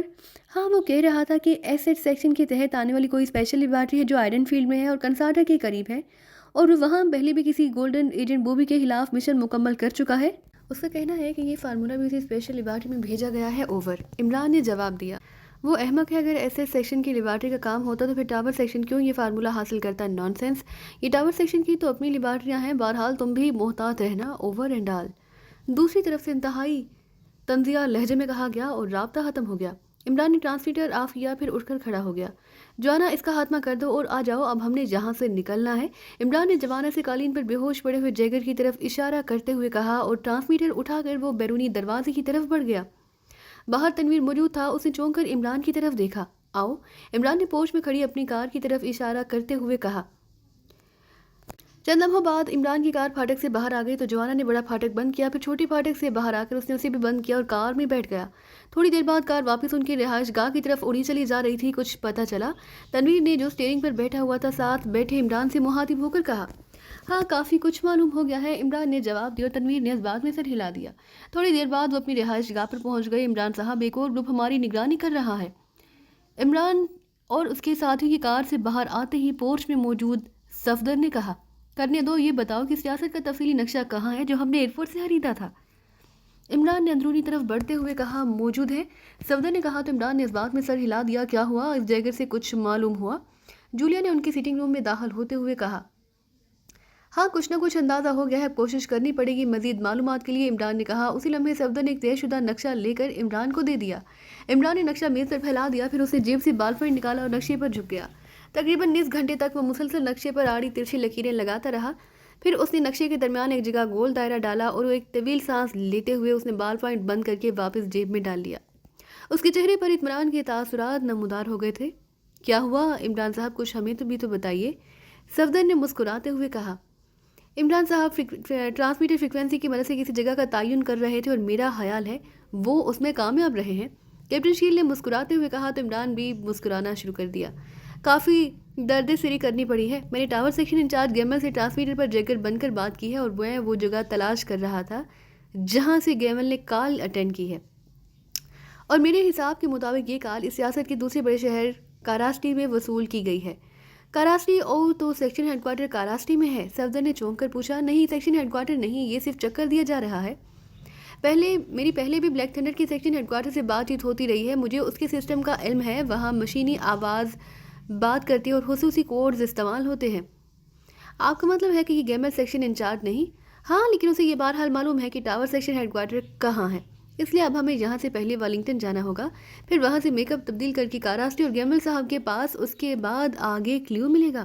عمران نے کہا اور سب نے اس بات میں سر ہلا دیے. ایک دبلا پتلا آدمی بڑی سی دفتری میز کے پیچھے ریوالونگ کرسی پر بیٹھا سامنے رکھی ہوئی ایک فائل کے مطالعے میں مصروف تھا کہ اچانک اس کی اگبی طرف سے تیز سیٹی کی آواز سنائی دی تو وہ بے احتیاط چونک پڑا. उसने जल्दी से फाइल बंद की, दराज खोलकर उसमें फाइल रखी और फिर उठकर उकबी दरवाजे की तरफ बढ़ गया। दूसरी तरफ एक छोटा सा कमरा था। उसने दरवाज़ा बंद किया, फिर दरवाजे के साथ मौजूद बड़े से स्विच पैनल पर उसने 2 बटन प्रेस कर दिए तो सुरर की तेज़ आवाज़ के साथ साथ दरवाजे के सामने किसी खसूसी मटेरियल की बनी हुई मोटी सी चादर आ गई। उसके साथ ही कमरे की छत पर रोशनी जल उठी। कमरे में सीटी की आवाज़ जैसे चारों तरफ से गूंज रही थी। दुबला पतला आदमी तेज़ी से बाएं हाथ की दीवार की तरफ बढ़ा जा रहा था। उसने एक खास जगह पर हाथ रखकर दबाया तो सूरज की आवाज़ के साथ ही दीवार का एक हिस्सा एक तरफ हट गया। अंदर एक गहरा खाना था जिसमें मुस्ततील शक्ल की एक बड़ी सी मशीन मौजूद थी जिस पर ब्रेक वक्त कई बल्ब मुसलसल जल बुझ रहे थे और सीटी की आवाज़ इस मशीन में से ही निकल रही थी। उस दुबले पतले आदमी ने मशीन की साइड पर हुक से लटका हुआ एक जदीद तर्ज का हेडफोन उतारा और उसे सर पर चढ़ाकर कानों पर एडजस्ट करना शुरू कर दिया। उसके मुंह के सामने भी माइक था। फिर उसने तेजी से मशीन की कई बटन प्रेस कर दिए तो सारे बल्ब एक झमाके से बुझ गए और उनकी जगह मशीन के दरमियान से तेज रोशनी निकलकर उस दुबले पतले आदमी पर पड़ने लगी जैसे तेज टार्च की रोशनी बखेर दी गई हो। चंद लम्हा बाद ये रोशनी बुझ गई और उसकी जगह मशीन पर सब्ज रंग का एक बल्ब जल उठा। हेलो गेमल, अटेंडिंग ओवर, उस दुबले पतले आदमी ने अपनी महसूस चीखती हुई आवाज़ में कहा। उसने 3 बार यही फिक्रा दोहराया तो इस सबज बल्ब के साथ एक जर्द रंग का बल्ब जल उठा और मशीन में से खड़खड़ाती हुई आवाज़ सुनाई दी। Special code दोहराओ। आवाज़ से यूं लगता था जैसे आहनी गरारियों की रगड़ से आवाज़ पैदा हो रही हो। G1, गेमल ने चीखती आवाज़ में कहा। मुकम्मल कोड दोहराओ। वही खड़खड़ाती हुई आवाज़ दोबारा सुनाई दी। GT1, गेमल ने उसी तरह चीखते हुए लहजे में कहा। उसकी आवाज़ ही कुदरती तौर पर चीखती हुई थी। दोबारा कोड दोहराओ। ATG1, गेमल ने जवाब दिया। ओके, इंतज़ार करो। चंद लम्हा बाद एक भारी सी आवाज़ सुनाई दी। यस बॉस, ATG1 बोल रहा हूँ, गेमल ने मोदबाना लहजे में जवाब देते हुए कहा। पाकिस्तान सीक्रेट सर्विस के बारे में तुमने बड़ी अजीब सी रिपोर्ट दी है, दूसरी तरफ से कहा गया। यही रिपोर्ट मुझे जैगर से मिली है बॉस, गेमल ने जवाब दिया। तुम्हें इत्तला मिली है कि जैगर को उसकी रिहाइश गाह पर हलाक कर दिया गया, उसके मुलाजिम की भी गर्दन तोड़ दी गई है, दूसरी तरफ से कहा गया। तो गेमल बेएहतियात चौंक पड़ा। जनाब, ये तो मुझे मालूम ही नहीं, गेमल ने इंतहाई गड़बड़ाए हुए लहजे में कहा। जब तुमने सेक्शन हेडक्वार्टर को रिपोर्ट दी तो उसे चेक कराया गया जिसके नतीजे में ये इत्तला मिली है। वैसे इमरान और उसके साथी वाकई फ्लैडिंग से वालिंगटन ही गए हैं, लेकिन जैगर की इस तरह मौत बता रही है कि सूरत हाल वो नहीं जो तुम्हें बताई गई है। क्या तुमने जैगर के साथ गुफ्तगू के लिए खसूसी कोड तय कर रखे थे? नो बॉस, क्योंकि खसूसी ट्रांसमीटर और स्पेशल फ़ोन पर बात होती थी इसलिए कोई कोड तय करने की ज़रूरत ना थी। और अगर जैगर की बजाय तुमसे सारी गुफ्तगू उस इमरान ने की हो तो फिर? ओ नो सर, ऐसा तो मुमकिन ही नहीं। मैं जैगर की आवाज़ लाखों करोड़ों में से पहचान सकता हूँ और इमरान भी लाखों करोड़ों में से वो वाहिद आदमी है जो इस कदर महारत से आवाज़ और लहजे की कॉपी करता है कि किसी तरह का शक ही नहीं पड़ता। दूसरी तरफ से जवाब दिया गया। लेकिन उस गुफ्तगू से उसे क्या फ़ायदा हो सकता है बॉस, गेमल ने कहा। यही मालूम करने के लिए तो मैंने तुमसे रब्ता किया है। जैगर की मौत से इस सेक्शन हेडक्वार्टर को परेशानी हुई है। तुम्हारे पास जैगर के साथ होने वाली गुफ्तगू की टेप मौजूद होगी, वो टेप सुनवाओ, बॉस ने कहा। यस बॉस, गेमल ने कहा। उसके साथ ही उसने मशीन के निचले हिस्से में तेज़ी से मुख्तलिफ बटन प्रेस करने शुरू कर दिए। मशीन पर एक बल्ब जल उठा और उसके साथ ही मशीन से पहले हल्की सी सीटी की आवाज़ सुनाई दी। फिर जैगर की आवाज़ आने लग गई। उसके बाद गेमल की आवाज़ उभरी। फिर उन दोनों के दरमियान गुफ्तगू शुरू हो गई। गेमल खामोश खड़ा ये गुफ्तगू सुनता रहा। जब टेप खत्म हो गई तो गेमल ने बटन ऑफ कर दिए। तुमने खुद सुन ली है ये गुफ्तगू? दूसरी तरफ से सख्त लहजे में कहा गया। यस बॉस, मैंने तो खुद ये गुफ्तगू की है। तुम्हें ये कहने की क्या ज़रूरत थी कि टावर सेक्शन की अपनी लिबार्टियाँ हैं? बॉस के लहजे में बेपनाह सख्ती थी। जिगर तो हमारा खास आदमी है बॉस, उससे इस बात को छुपाने का क्या फ़ायदा? गेमल ने ऐसे लहजे में कहा जैसे बॉस के लहजे में उभर आने वाली तलखी की समझ ना आई हो। और अगर ये गुफ्तगू जिगर की बजाय इमरान ने की हो तो? बॉस ने इसी तरह तलह लहजे में कहा। नहीं बॉस, इमरान उस अंदाज में जैगर की नकल कर ही नहीं सकता। दूसरी बात ये कि अगर ऐसा हुआ भी सही तो उससे उसे क्या फ़ायदा हो सकता है? वो क्या करेगा? गेमल ने कहा। तुम्हें मालूम है कि ये फार्मूला तुमने कहाँ भिजवाया? बॉस ने कहा। यस बॉस, बोलो कहाँ भिजवाया? बॉस, आपके हुक्म के मुताबिक ये फार्मूला प्रांगल से जैसे ही मुझ तक पहुँचा मैंने उसे 3rd एवेन्यू के पोस्ट ऑफिस में उसे स्प्रिंग के स्प्रिंग गेम्स लिमिटेड को बुक करा दिया। गेमल ने जवाब दिया। तुम्हें मालूम है कि आगे वो कहाँ गया? बॉस, मुझे कैसे मालूम हो सकता है? मुझे तो इतना ही मालूम है जितना मालूम होता है। जाहिर है न जाने कितने चक्कर काट कर फार्मूला किस लिबार्टी में पहुंचा होगा। गेमल ने जवाब दिया। ओके, फिर तुम बच गए हो, वरना अगर तुमने ये मालूम करने की मामूली सी भी कोशिश की होती तो तुम्हारा हाथमा सेक्शन हेडक्वार्टर के लिए इंतहाई ज़रूरी हो जाता। बहरहाल अब भी तुम्हें मोहतात रहना होगा क्योंकि अगर जैगर की जगह इमरान ने तुमसे बात की है तो वो आदमी हो सकता है ट्रांसमीटर फ्रिक्वेंसी से तुम्हारा पता चला ले। दूसरी तरफ से कहा गया। ट्रांसमीटर फ्रिक्वेंसी से कैसे पता चल सकता है बॉस? गेमल ने कहा। عمران جیسا آدمی یہ کام کر سکتا ہے، بہرحال اب میں مطمئن ہوں، گڈ بائی۔ دوسری طرف سے کہا گیا۔ اس کے ساتھ ہی مشین پر جلتے ہوئے دونوں بلب بجھ گئے اور گیمل نے ایک طویل سانس لیتے ہوئے سر سے ہیڈ فون اتارا اور اسے ہک سے لٹکا کر اس نے سائڈ پر موجود دیوار پر ایک جگہ ہاتھ رکھ کر دبایا تو سرنگ کی آواز کے ساتھ دیوار برابر ہو گئی۔ گیمل مڑا اور دروازے کی طرف بڑھ گیا۔ اسے switch panel per button of کیے تو سرنگ کی آواز کے ساتھ دروازے کے سامنے موجود چادر بھی چھت میں غائب ہو گئی اور اس کے ساتھ ہی چھت پر جلنے والی لائٹ بھی بجھ گئی اور گیمل دروازہ کھول کر دوبارہ اپنے آفس میں آ گیا۔ اس نے دروازہ بند کیا، پھر ایک طرف رکھے ہوئے ریک کی طرف بڑھ گیا۔ اس نے ریک میں سے شراب کی بوتل اٹھائی، واپس میز کے پیچھے ریوالونگ کرسی پر آ کر بیٹھ گیا۔ بوتل کا ڈھکن ہٹا کر اس نے بوتل منہ سے لگا لی اور اسی طرح گٹاگٹ شراب پیتا چلا گیا جیسے صدیوں کا پیاسا ہو۔ تقریباً آدھی ہی بوتل خالی کرنے کے بعد اس نے بوتل میز پر رکھ دی۔ اس کا چہرہ آگ کی طرح جلنے لگ گیا۔ آہا، سیکشن ہیڈ کوارٹر ایک آدمی سے اس قدر خوفزدہ بھی ہو سکتا ہے، حیرت ہے، گیمل نے بڑبڑاتے ہوئے کہا، لیکن اس سے پہلے کہ وہ مزید کوئی بات کرتا میز پر رکھے ہوئے فون کی گھنٹی بج اٹھی۔ گیمل نے بوتل سے ہاتھ ہٹایا اور ریسیور اٹھا کر کانوں سے لگا لیا۔ یس، نارمن اسپیکنگ، گیمل نے اسی طرح چیختی ہوئی آواز میں کہا۔ اس کا اصل نام نارمن گیمل ہی تھا، لیکن گیمل نام اس نے صرف ٹاور سیکشن کے لیے محسوس کر رکھا تھا۔ عام طور پر وہ نارمن ہی استعمال کرتا تھا۔ اس کا کارسٹی میں گیم کا سامان سپلائی کرنے کا بہت بڑا کاروباری ادارہ تھا، لیکن وہ خود اس ادارے کے آفس میں بہت کم جاتا تھا۔ جیرارڈ بول رہا ہوں باس۔ یس، کیا بات ہے؟ بوس ایک پارٹی کاراسٹی میں ورلڈ کلاس جیمنزم بنانا چاہتی ہے۔ اس جیمنزم کے لیے مکمل سامان کے لیے اس نے ہم سے رابطہ کیا ہے۔ دوسری طرف سے جیرالڈ نے کہا، تو پھر مجھے کیوں فون کیا ہے؟ گیمل نے منہ بناتے ہوئے کہا، اس پارٹی کی خواہش ہے کہ آپ سے براہ راست کانٹریکٹ کیا جائے۔ اس کا کہنا ہے کہ یہ اس کے لیے اعزاز ہوگا۔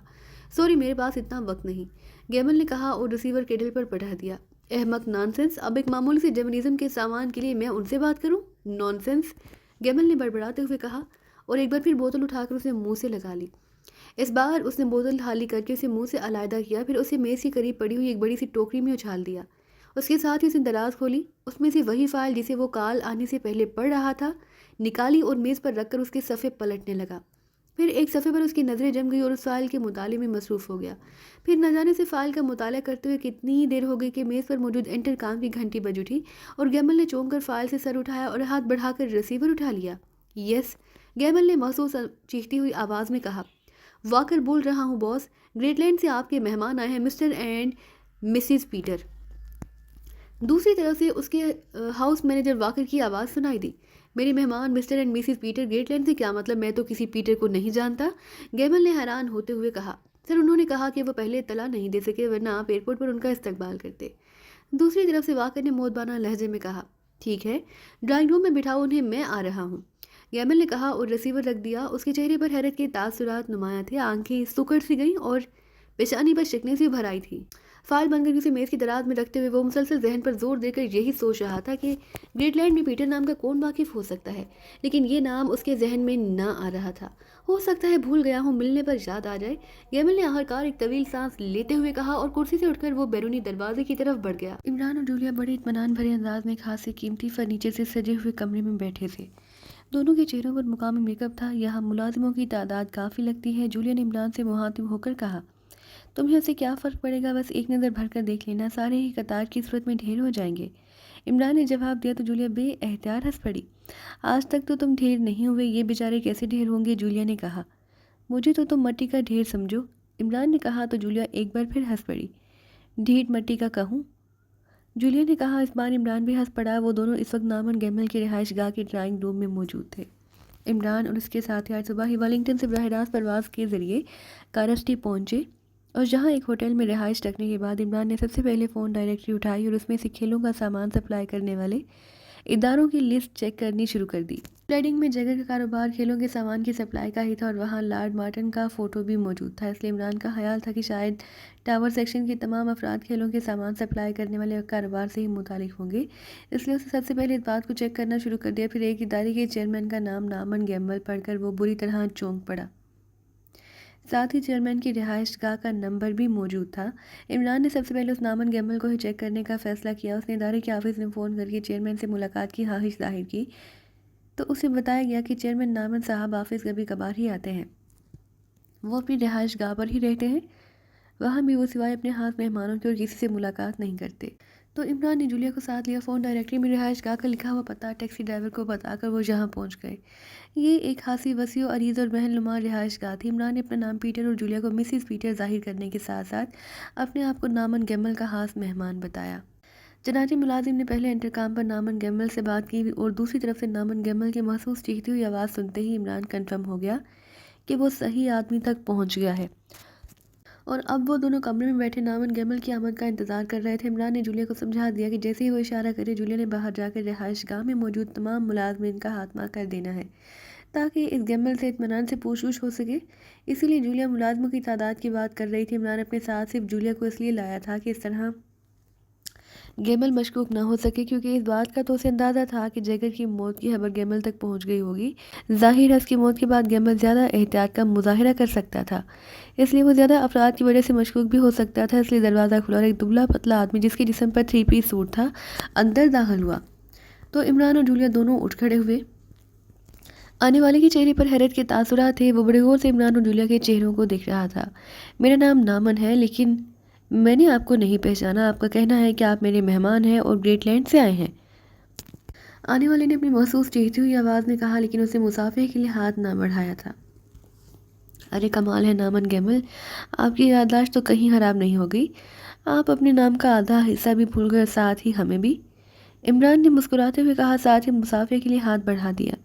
سوری، پہلے آپ اپنا تفصیلی تعارف کرائیے، میں اجنبی افراد سے ملاقات پسند نہیں کرتا، نامن گیمل نے انتہائی تلخ لہجے میں کہا۔ اوکے، عمران نے ایک طویل سانس لیتے ہوئے کہا۔ دوسرے لمحے اس کا ہاتھ بجلی کی سی تیزی سے گھوما تو گیمل چیختا ہوا اچھل کر 2 فٹ دور فرش پر جا گرا۔ اس کی کنپٹی پر پڑنے والی ایک ہی بھرپور ضرب نے اسے دنیا مافیہا سے بے خبر کر دیا تھا۔ وہ نیچے گر کر تڑپ بھی نہ سکا اور اسی طرح بے حس و حرکت پڑا رہ گیا، جبکہ جولیا اسی لمحے تیزی سے دروازے کی طرف بڑھی اور بجلی کی سی تیزی سے دروازہ کھول کر باہر نکل گئی۔ عمران نے آگے بڑھ کر قالین پر پڑے ہوئے گیمل کو اٹھایا، اسے صوفے کی کرسی پر بٹھا کر اس نے اس کا کوٹ اس کی پشت سے نیچے کر دیا۔ اس کے ساتھ اسے جیب سے مشین پسٹل نکالا اور دروازے کی طرف بڑھ گیا۔ دروازے کے باہر برآمدہ تھا، لیکن برآمدے میں کوئی آدمی موجود نہ تھا، نہ ہی جولیا وہاں موجود تھی۔ عمران ہاتھ میں مشین پسٹل لیے وہاں خاموش کھڑا رہا۔ اسے معلوم تھا کہ جولیا کے پاس سائلنسر لگا ہوا مشین پسٹل موجود تھا۔ جولیا کی صلاحیتوں سے بھی وہ اچھی طرح واقف تھا، لیکن اس کے باوجود وہ اس لیے باہر آ کر کھڑا ہو گیا کہ ہر ممکنہ صورت پیش آ سکتی تھی۔ تقریباً 10 منٹ بعد جولیا ایک موڑ کر برآمدے میں پہنچ گئی۔ کیا ہوا؟ عمران نے پوچھا۔ 4 ملازم تھے، چاروں آف ہو چکے ہیں، جولیا نے کہا۔ اندر کوئی محفوظ کمرہ بھی ہے؟ ہاں، ایک کمرہ ہے جو آفس کے انداز میں سجا ہے، جولیا نے کہا تو عمران واپس مڑا۔ پھر اس نے صوفے پر بے ہوشی کے عالم میں بیٹھے گیمل کو کھینچ کر کاندھے پر لادا اور جولیا کے پیچھے چلتا ہوا اس آفس میں پہنچ گیا۔ یہ واقعی آفس تھا۔ عمران نے گیمل کو ایک کرسی پر بٹھا دیا۔ تم باہر جا کر خیال رکھو، خاص طور پر اگر کوئی فون آئے تو اس سے ٹال دینا، عمران نے جولیا سے کہا تو جولیا نے اس بات میں سر ہلا دی اور آفس سے باہر چلی گئی۔ عمران نے آگے بڑھ کر گیمل کے ناک اور منہ دونوں ہاتھوں سے بند کر دی۔ چند لمحوں بعد گیمل کے جسم میں حرکت کے تاثرات نمودار ہوئے تو عمران پیچھے ہٹ کر ایک کرسی پر بیٹھ گیا، البتہ مشین پسٹل اس کی جھولی میں موجود تھا۔ چند لمحوں بعد گیمل نے کراہتے ہوئے آنکھیں کھولی اور پھر شعور میں آتے اس نے بے احتیاط اپنے دونوں کاندھوں کو جھٹکا دے کر کوٹ اوپر کرنے کی کوشش کی، لیکن کوٹ اس حد تک نیچے تھا کہ باوجود 2-3 جھٹکوں کے وہ اوپر نہ ہو سکا۔ کوشش بیکار ہے گیمل، عمران نے مسکراتے ہوئے کہا تو گیمل نے چونک کر عمران کی طرف دیکھا۔ اس کے چہرے پر یکلخت انتہائی غصے کے تاثرات ابھر آئے۔ تم کون ہو اور یہ کیا ہے؟ تم یہاں میرے آفس میں کیسے آ گئے؟ گیمل نے دوبارہ کرسی پر بیٹھتے ہوئے انتہائی غصیلے لہجے میں کہا۔ تم بلیک تھنڈر جیسی بین الاقوامی تنظیم کے ٹاور سیکشن کے انچارج ہو، تمہیں تو انتہائی باوقار آدمی ہونا چاہیے، جبکہ تم انتہائی گھٹیا درجے کے مجرموں جیسا انداز اپنا رہے ہو۔ کیا کہہ رہے ہو؟ کون سی تنظیم؟ کیا مطلب؟ میں تو کاروباری آدمی ہوں، میرا کسی خفیہ تنظیم سے کیا تعلق؟ گیمل نے کہا تو عمران بے احتیاط ہنس پڑا۔ پھر وہی گھٹیا مجرموں جیسی باتیں۔ بہرحال تم نے کہا کہ تفصیلی تعارف کرایا جائے تو میں تمہیں اپنا تفصیلی تعارف کرا دیتا ہوں۔ میرا نام علی عمران ہے اور میرا تعلق پاکیزہ سے ہے، عمران نے مسکراتے ہوئے کہا تو گیمل اس طرح اچھلا کہ بے احتیاط کلا بازی کھاتا ہوا پہلو کے بل نیچے فرش پر جا گرا۔ ارے بڑا عام سا نام ہے، ایسا نہیں کہ زلزلہ آ جائے، عمران نے مسکراتے ہوئے کہا، لیکن وہ اپنی جگہ سے اٹھا نہیں تھا۔ گیمل نے نیچے گر کر اٹھنے کی کوشش کی، لیکن دونوں بازو کوٹ کڑی کی وجہ سے جکڑے ہوئے تھے، اس لیے باوجود کوشش کیے وہ اٹھ کر کھڑا نہ ہو سکا۔ تو عمران نے اٹھ کر اسے بازو سے پکڑا اور ایک جھٹکے سے واپس کرسی پر بٹھا دیا۔ تم یہاں کس طرح پہنچ گئے؟ گیمل نے اس بار قدرے خوف زدہ لہجے میں کہا۔ بڑی آسانی تھی کیونکہ جیگر نے مجھے تمہاری ٹرانسمیٹر فریکوینسی بتا دی تھی۔ اس فریکوینسی کی مدد سے جب میں نے چیکنگ کی تو مجھے معلوم ہو گیا کہ کال کاراسٹی میں موصول کی جا رہی ہے، چنانچہ میں یہاں آ گیا۔ جیگر بھی کھیلوں کے سامان کی سپلائی کرتا تھا، اس لیے میرا اندازہ تھا کہ ٹاور سیکشن کے سارے افراد اسی کاروبار میں منسلک ہوں گے۔ چنانچہ یہاں آ کر میں نے جب فون ڈائریکٹری چیک کی تو تمہارے ادارے کا نام سامنے آیا۔ اس میں بطور چیئرمین تمہارا نام نامن گیمل درج تھا۔ گیمل کا نام پڑھ کر میں نے تمہارے آفس فون کیا، وہاں سے معلوم ہوا کہ تم اپنی رہائش گاہ پر ہو، تو میں یہاں آ گیا۔ یہاں جب تمہاری ملازم نے انٹرکام پر تمہیں ہماری آمد کی اطلاع دی تو تمہاری محسوس چیختی ہوئی آواز سن کر میں کنفرم ہو گیا کہ میں صحیح آدمی تک پہنچ گیا ہوں۔ جہاں تمہارے 4 ملازم تھے انہیں آف کر دیا گیا۔ ویسے ایک بات ہے جیگر بھی اکیلا رہتا تھا اور تم بھی اکیلے رہتے ہو۔ کہیں بلیک تھنڈر نے ٹاور سیکشن کے لیے کمارہ رہنے کی خصوصی شرط تو عائد نہیں کر رکھی؟ عمران نے مسکراتے ہوئے کہا، تم واقعی انتہائی شاطر ذہن کے آدمی ہو۔ بہرحال تم کیا چاہتے ہو؟ گیمل نے اس بار سنبھلے ہوئے لہجے میں کہا۔ کچھ نہیں، صرف اتنا بتا دو کہ سیکشن ہیڈ کوارٹر کا انچارج کون ہے؟ عمران نے کہا تو گیمل بے احتیاط چونک پڑا۔ سیکشن ہیڈ کوارٹر کا انچارج؟ کیا مطلب انچارج تو میں ہوں؟ گیمل نے کہا تو عمران بے احتیاط ہنس پڑا۔ میں جیگر نہیں ہوں گیمل، میرا نام علی عمران ہے اور میرا نام تمہاری تنظیم نے ایسے ہی سیف لسٹ میں نہیں رکھا ہوا۔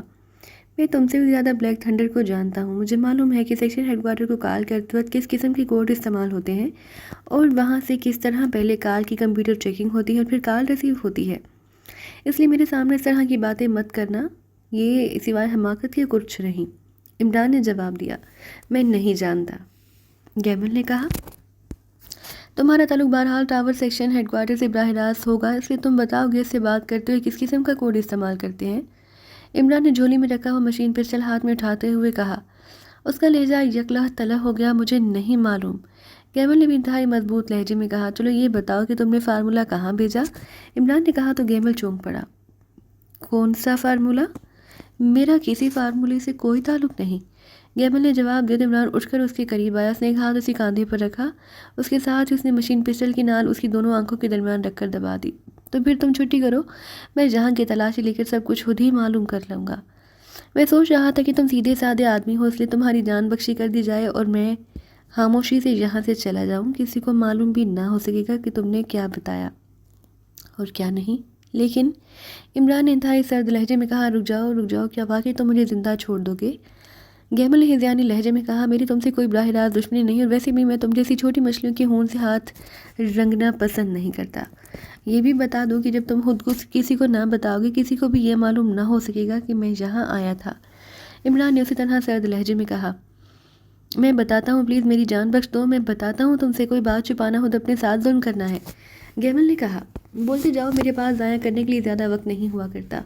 عمران نے اسی طرح سرد لہجے میں کہا، فارمولہ پرانگل سے براہ راست میرے پاس پہنچا، میں نے اسے سیکشن ہیڈ کوارٹر بھجوایا تھا، لیکن میں نے ہدایت کے مطابق اس فارمولے کو اسپرنگ فیلڈ کے اسپرنگ گیمز کے چیئرمین گاسکن لمیٹڈ کو بھجوا دیا۔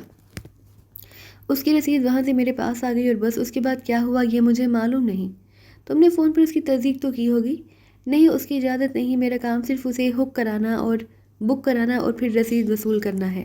گیمل نے جواب دیا، اگر رسید نہ آئے تو پھر؟ عمران نے کہا، تو پھر سیکشن ہیڈ کوارٹر کو رپورٹ بھجوا دی جاتی ہے، باقی کام وہ خود کرتے ہیں۔ گیمل نے جواب دیا، کیا گاسکن سے تمہاری بات ہوئی ہے؟ ہاں، کئی بار، اس کا تعلق بھی کھیلوں کا سامان سپلائی کرنے سے ہے، اس لیے اکثر بات چیت ہوتی رہتی ہے۔ کیا نمبر ہے اس کا؟ عمران نے پیچھے ہٹ کر مشین پسٹل جیب میں ڈال کر میز پر پڑے ہوئے فون کی طرف بڑھتے ہوئے کہا، تم اس سے کیا بات کرنا چاہتے ہو؟ اس طرح تو سب کو معلوم ہو جائے گا کہ میں نے تمہیں بتا دیا ہے، پھر تم مجھے ایک لمحہ بھی زندہ نہ رہنے دیں گے۔ گیمل نے خوف زدہ ہوتے ہوئے کہا، گھبراؤ نہیں، میں صرف کنفرم کرنا چاہتا ہوں کہ تم نے جو کچھ بتایا وہ درست بھی ہے یا نہیں۔ تم خود اس سے بات کرو گے، اسے میرا حوالہ دے کر بات کر لو کہ وہ فارمولے کے پیچھے لگے ہوئے ہیں، جو کہ فارمولہ تم نے اسے بھیج دیا، اس لیے وہ محتاط رہے۔ یہ تو صرف مثال ہے، باقی بات تم جس انداز میں چاہو کرو، مجھے صرف کنفرمیشن چاہیے اور بس، عمران نے کہا۔ تو گیمل نے اس بات پہ سر ہلاتے ہوئے فون نمبر اور اسپرنگ فیلڈ کا رابطہ نمبر بھی بتا دیا۔ عمران نے ریسیور اٹھا کر سب سے پہلے اس میں موجود لاؤڈر کا بٹن آن کیا، پھر گیمل کے بتائے ہوئے نمبر پریس کرنے شروع کر دیے، جو کہ لاؤڈر کا بٹن میٹنگ کے لیے استعمال کیا جاتا تھا، اس لیے جدید ترین فون میں سے لازماً رکھا جاتا تھا۔ جب دوسری طرف سے گھنٹی بجنے کی آواز سنائی دی تو عمران نے فون اٹھایا، پھر ریسیور اس نے گیمل کے کان سے لگا دیا۔ اور خود فون پہ سے اٹھا کر اس کے قریب کھڑا ہو گیا۔ یس، چند لمحہ بعد ریسیور اٹھائے جانے کی آواز سنائی دی۔ گیمل بول رہا ہوں کراسٹی سے۔ گیمل نے کہا، وہ تم حیریت، کیسے کال کی ہے؟ دوسری طرف سے چونک کر حیرت بھرے لہجے میں کہا گیا، گاسکن تمہیں پاکیزہ سیکرٹ سروس کے بارے میں اطلاع ہے یا نہیں؟ گیمل نے کہا، پاکیزہ سیکرٹ سروس وہ کون ہے؟ کیا مطلب؟ میں سمجھا نہیں تمہاری بات۔ تمہیں شاید معلوم نہیں کہ جو فارمولہ پرانگل سے ٹاور سیکشن نے حاصل کیا اور جسے میں نے تمہارے نام بک کرایا تھا، اس کے پیچھے پاکیزہ سیکرٹ سروس لگی ہوئی ہے۔ وہ فلیڈنگ میں سٹان کے پاس پہنچ گئی، لیکن سٹان کو میں نے انڈر گراؤنڈ کرا دیا۔ اس کے بعد فلیڈنگ میں انچارج جیگر تک پہنچ گئے۔ انہوں نے جیگر کو ہلاک کر دیا۔ گو ان کی آپس میں جو گفتگو ٹیپ ہوئی، اس سے بھی معلوم ہوتا ہے کہ انہیں معلوم ہو گیا کہ فارمولہ کنساٹا کے قریب ایرک فیلڈ میں کسی اسپیشل لیبارٹری میں پہنچا ہے، لیکن ظاہر ہے یہ غلط ہے۔ کنساٹا اور ایرک فیلڈ کا تعلق ٹاور سیکشن سے نہیں، اس لیے ہمیں فکر کی ضرورت نہیں ہے۔ لیکن یہ لوگ حد درجہ شاطر ہیں، ہو سکتا ہے انہیں کسی طرح یہ معلوم ہو جائے کہ فارمولہ تم تک پہنچا ہے، اس لیے تم اپنی طرف سے پوری طرح محتاط رہنا۔ گیمل نے کہا، تمہیں فکر کرنے کی ضرورت نہیں، سیکشن ہیڈ کوارٹر سے مجھے پہلے ہی اطلاع کر دی گئی ہے اور میں پوری طرح محتاط ہوں۔ ویسے بھی جب تک وہ تم تک نہ پہنچ جائے، وہ مجھ تک تو کسی صورت بھی نہیں پہنچ سکتے، گاسکر نے جواب دیتے ہوئے کہا۔ مجھ تک وہ کسی صورت بھی نہیں پہنچ سکتے۔ بہرحال میں نے سوچا کہ تمہیں اطلاع کر دوں، لیکن سیکشن ہیڈ کوارٹر مجھ سے پہلے ہی تمہیں اطلاع کر چکا ہے، تو پھر ٹھیک ہے، گڈ بائے، بے فکر رہو، گڈ بائے۔ دوسری طرف سے کہا گیا۔ اس کے ساتھ ہی رابطہ ختم ہو گیا۔ عمران نے ریسیور کیڈل پر رکھا، پھر فون پیس کو لے جا کر واپس میز پر رکھ دیا۔ اب تو تمہاری تسلی ہو گئی ہے، گیمل نے کہا۔ ہاں، لیکن اب تم کوڈ بتاؤ گے جو تم سیکشن ہیڈ کوارٹر کے ساتھ گفتگو کے وقت استعمال کرتے ہو، اور سیکشن ہیڈ کوارٹر کی فریکوینسی بھی بتاؤ گے، عمران نے کہا۔ کوڈ تو میں بتا سکتا ہوں، لیکن ٹرانسمیٹر استعمال نہیں ہوتا، بلکہ ایک جدید ترین لنک مشین استعمال ہوتی ہے، جس میں سے پہلے روشنی ڈال کر چیکنگ کی جاتی ہے، آواز کمپیوٹر چیک کرتا ہے، پھر بات آگے بڑھتی ہے۔ گیمل نے کہا، اوکے، تم کوڈ بتا دو۔ ٹھیک ہے، تم نے واقعی تعاون کیا، اس لیے میں تمہیں زندہ چھوڑ کر جا رہا ہوں، عمران نے کہا۔ گیمل کے کوڈ بتانے کے بعد اس کے ساتھ اس کا بازو گھما اور مڑی ہوئی انگلی کا ہک پوری قوت سے گیمل کی کنپٹی پر پڑا تو وہ چیختا ہوا اچھل کر پہلو کے بل نیچے فرش پر جا گرا۔ اسی لمحے عمران کی لات حرکت میں آئی اور تڑپتا ہوا گیمل یکلحظ ساکت ہو گیا۔ عمران تیزی سے مڑا اور دروازہ کھول کر باہر نکل گیا۔ بیرونی برآمدے میں جولیا موجود تھی۔ کیا ہوا؟ جولیا نے چونک کر پوچھا۔ معاملہ اور آگے بڑھ گیا ہے، اندر آفس میں گیمل بے ہوش پڑا ہے۔ میں نے اسے وعدہ کیا تھا کہ اگر وہ سچ بولے گا تو میں اسے زندہ چھوڑ جاؤں گا، اور میں نے اسے زندہ چھوڑ دیا ہے، لیکن اس کی زندگی ہمارے لیے خطرناک ہو سکتی ہے، اور تم نے کوئی وعدہ نہیں کیا، عمران نے کہا اور تیزی سے سیڑھیاں اتر کر پورچ کی طرف بڑھنے لگا۔ جولیا اس کا اشارہ سمجھ کر تیزی سے مڑی اور دوڑتی ہوئی اندرونی طرف چلی گئی۔ تھوڑی دیر بعد وہ واپس آئی تو عمران نے اسے اپنے پیچھے آنے کا اشارہ کیا۔ چند لمحوں بعد وہ کوٹھی سے نکل کر پیدل ہی آگے بڑھے چلے جا رہے تھے۔ تھوڑی دیر بعد انہیں ٹیکسی مل گئی اور عمران نے ٹیکسی ڈرائیور کو اس ہوٹل کا نام بتا دی جس میں وہ سب رہائش پذیر تھے۔ ٹیکسی ان دونوں کو لے کر تیزی سے ہوٹل کی طرف بڑھتی چلی گئی۔ عمران کی پیشانی پر سوچ کی گہری لکیریں موجود تھیں۔ کیا ہوا عمران صاحب، کوئی کامیابی ہوئی؟ کمرے میں موجود سب ساتھیوں نے عمران اور جولیا کے کمرے میں داخل ہوتے ہی چونک کر کہا، یہ بلیک تھنڈر کا کیس ہمیشہ شیطان کی آنکھ ہی ثابت ہوتا ہے، عمران نے کرسی پر بیٹھتے ہوئے کہا۔ پھر اس نے گیمل سے ملاقات سے لے کر آخر تک ساری تفصیل بتا دی۔ تو اب اسپرنگ فیلڈ جانا پڑے گا؟ اسپرنگ فیلڈ سے پھر آگے کا پتہ مل جائے گا، جولیا نے منہ بناتے ہوئے کہا۔ میں یہی سوچ رہا ہوں کہ کسی طرح معاملہ شارٹ ہو جائے، لیکن کوئی لائن آف ایکشن سمجھ میں نہیں آ رہا، عمران نے سوچنے والے انداز میں کہا۔ پھر اس نے ہاتھ بڑھا کر ریسیور اٹھایا، اس کے ساتھ اس نے فون پیس کے نیچے لگا ہوا بٹن بھی آن کر دیا۔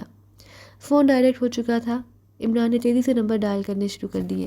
یس، لارڈ مارٹن بول رہا ہوں۔ یس سر، حکم فرمائیے سر، دوسری طرف سے انتہائی مودبانہ لہجے میں کہا گیا۔ عمران کے لبوں پر اطمینان بھری مسکراہٹ ابھر آئی۔ مجھے سیکشن ہیڈ کوارٹر سے اطلاع ملی ہے کہ پاکیزہ سیکرٹ سروس ٹاور سیکشن کے پیچھے لگ گئی ہے، اور پہلے فلیڈنگ میں وہاں کا انچارج جیگر ہلاک ہوا، اور اب کراسٹی کا گیمل بھی ہلاک ہو گیا ہے، عمران نے کہا۔ کراسٹی کا گیمل؟ لیکن سر، اس سے تو میری ابھی 10 منٹ پہلے بات ہوئی ہے۔ ہاں، اس کے بعد اسے ہلاک کر دیا گیا، فون ٹیپ سے اس کے تمہارے ساتھ ہونے والی آخری گفتگو کا پتہ چلا، عمران نے کہا۔ او سر، یہ تو واقعی پرابلم پیدا ہو گئی، گاسکر نے کہا۔ یہ علی عمران ہیڈ کوارٹر کی سیف لسٹ میں ہے، اس لیے سیکشن ہیڈ کوارٹر اس کے خلاف کوئی ایکشن نہیں لے سکتا، لیکن اس کا یہ مطلب نہیں کہ اسے کھلی آزادی دے دی جائے کہ وہ جسے چاہے ہلاک کرتا پھرے۔ مجھے اب مین ہیڈ کوارٹر سے بات کرنی پڑے گی، بہرحال تم محتاط رہنا، بلکہ تم انڈر گراؤنڈ ہو جاؤ، کیونکہ گیمل سے اس نے لامحالہ تمہارے متعلق معلوم کر لیا ہوگا، اور کہیں ایسا نہ ہو کہ تم سے وہ آگے کا کلو حاصل کر لے۔ سر مجھ سے وہ آگے کا کلیو کیا حاصل کرے گا؟ ظاہر ہے میں نے تو وہ پیکٹ آپ کو بھجوا دیا تھا، اور آپ کا سرے سے سارے سیٹ اپ سے براہ راست کوئی تعلق ہی نہیں بنتا، اور نہ ہی وہ آپ تک پہنچ سکتا ہے، گاسکر نے جواب دیا۔ میں اسے اپنے تک پہنچنے سے پہلے قبر میں اتروا دوں گا، لیکن میں چاہتا ہوں کہ میرا نام کسی صورت بھی سامنے نہ آئے، اس لیے تم فوری طور پر انڈر گراؤنڈ ہو جاؤ، عمران نے کہا۔ یہ سر، جیسے آپ کا حکم سر، لیکن آپ بھی سیکشن ہیڈ کوارٹر کو اطلاع دے دیں، گاسکر نے کہا۔ تم اس کی فکر مت کرو، لیکن جب تک میں تمہیں خود آرڈر نہ دوں تم نے کسی سے لنک نہیں کرنا۔ یس سر، لیکن سر، گاسکر نے ہچکچاتے ہوئے کہا۔ میں تمہاری بات سمجھتا ہوں، تم نے بہرحال اطلاع پہنچ جائے گی، تم جہاں بھی جاؤ گے سیکشن ہیڈ کوارٹر کو بہرحال اطلاع رہے گی، عمران نے کہا۔ یس سر، ٹھیک ہے، دوسری طرف سے کہا کہ عمران نے ریسیور رکھ کر ایک طویل سانس لیا۔ یہ تو واقعی آپ نے شارٹ کٹ مار دیا ہے، لیکن عمران صاحب آپ کے ذہن میں یہ بات کیسے آئی؟ صفدر نے حیران ہوتے ہوئے کہا۔ جیگر کے آفس میں بھی لارڈ مارٹن کی تصویر تھی، اور میں نے گیمل کے ذاتی آفس میں بھی تصویر دیکھی ہے۔ پھر لارڈ مارٹن کھیلوں کا سامان تیار کرنے کے بے شمار کارخانوں کا مالک ہے، اور ٹاور سیکشن کا ہر آدمی کھیلوں کا سامان سپلائی کرنے کے کاروبار سے وابستہ ہے، حتیٰ کہ فیلڈ میں گاسکن کی بھی اس کاروبار سے منسلک ہے۔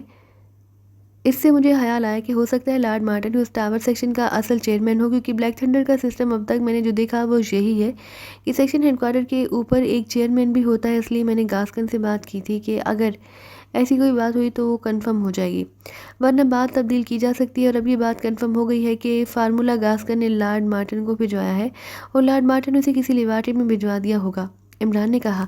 تو اب ہمیں لارڈ مارٹن کے پاس جانا ہوگا، صفدر نے کہا۔ ہاں، اب لارڈ مارٹن بتائے گا کہ اس نے فارمولا کس لیبارٹری میں بھجوایا ہے، یا پھر اصل فارمولے کے لیے کام شروع ہو گیا ہے یا نہیں، عمران نے جواب دیا۔ کیا تم لارڈ مارٹن سے واقف ہو جو تم نے اس کی آواز اور لہجے کی نقل کر لی ہے؟ جولیا نے کہا تو عمران بے اختیار ہنس پڑا۔ لارڈ مارٹن والنگٹن کی انتہائی مشہور سیاسی شخصیت ہے، اور اس سے کئی بار ملاقات بھی ہو چکی ہے، لیکن ٹاور سیکشن سے ٹکرانے کے بعد اس کی اس حیثیت کا مجھے پہلی بار علم ہوا، ورنہ میں آج تک یہی سمجھتا رہا کہ وہ کاروبار کے ساتھ ساتھ صرف سیاسی کاموں تک ہی محدود ہے، کیونکہ آج سے پہلے کبھی اس کے بارے میں کوئی منفی رپورٹ سامنے نہیں آئی تھی، عمران نے جواب دیا۔ سب نے اس بات میں سر ہلا دیا۔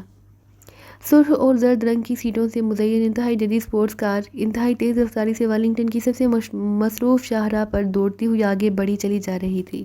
اسٹیئرنگ پر ایک چوڑی جسامت اور بھاری کاندھوں والا نوجوان بیٹھا ہوا تھا، اس کی آنکھوں پر سرخ رنگ کی شیشوں والی انتہائی جدید اور فیشنیبل گاگل تھی، اس کے بال چھوٹے لیکن لہرائے دار تھے، پیشانی چوڑی اور فراخ تھی، چہرے مہرے سے وہ کوئی پلے بوائے لگتا تھا۔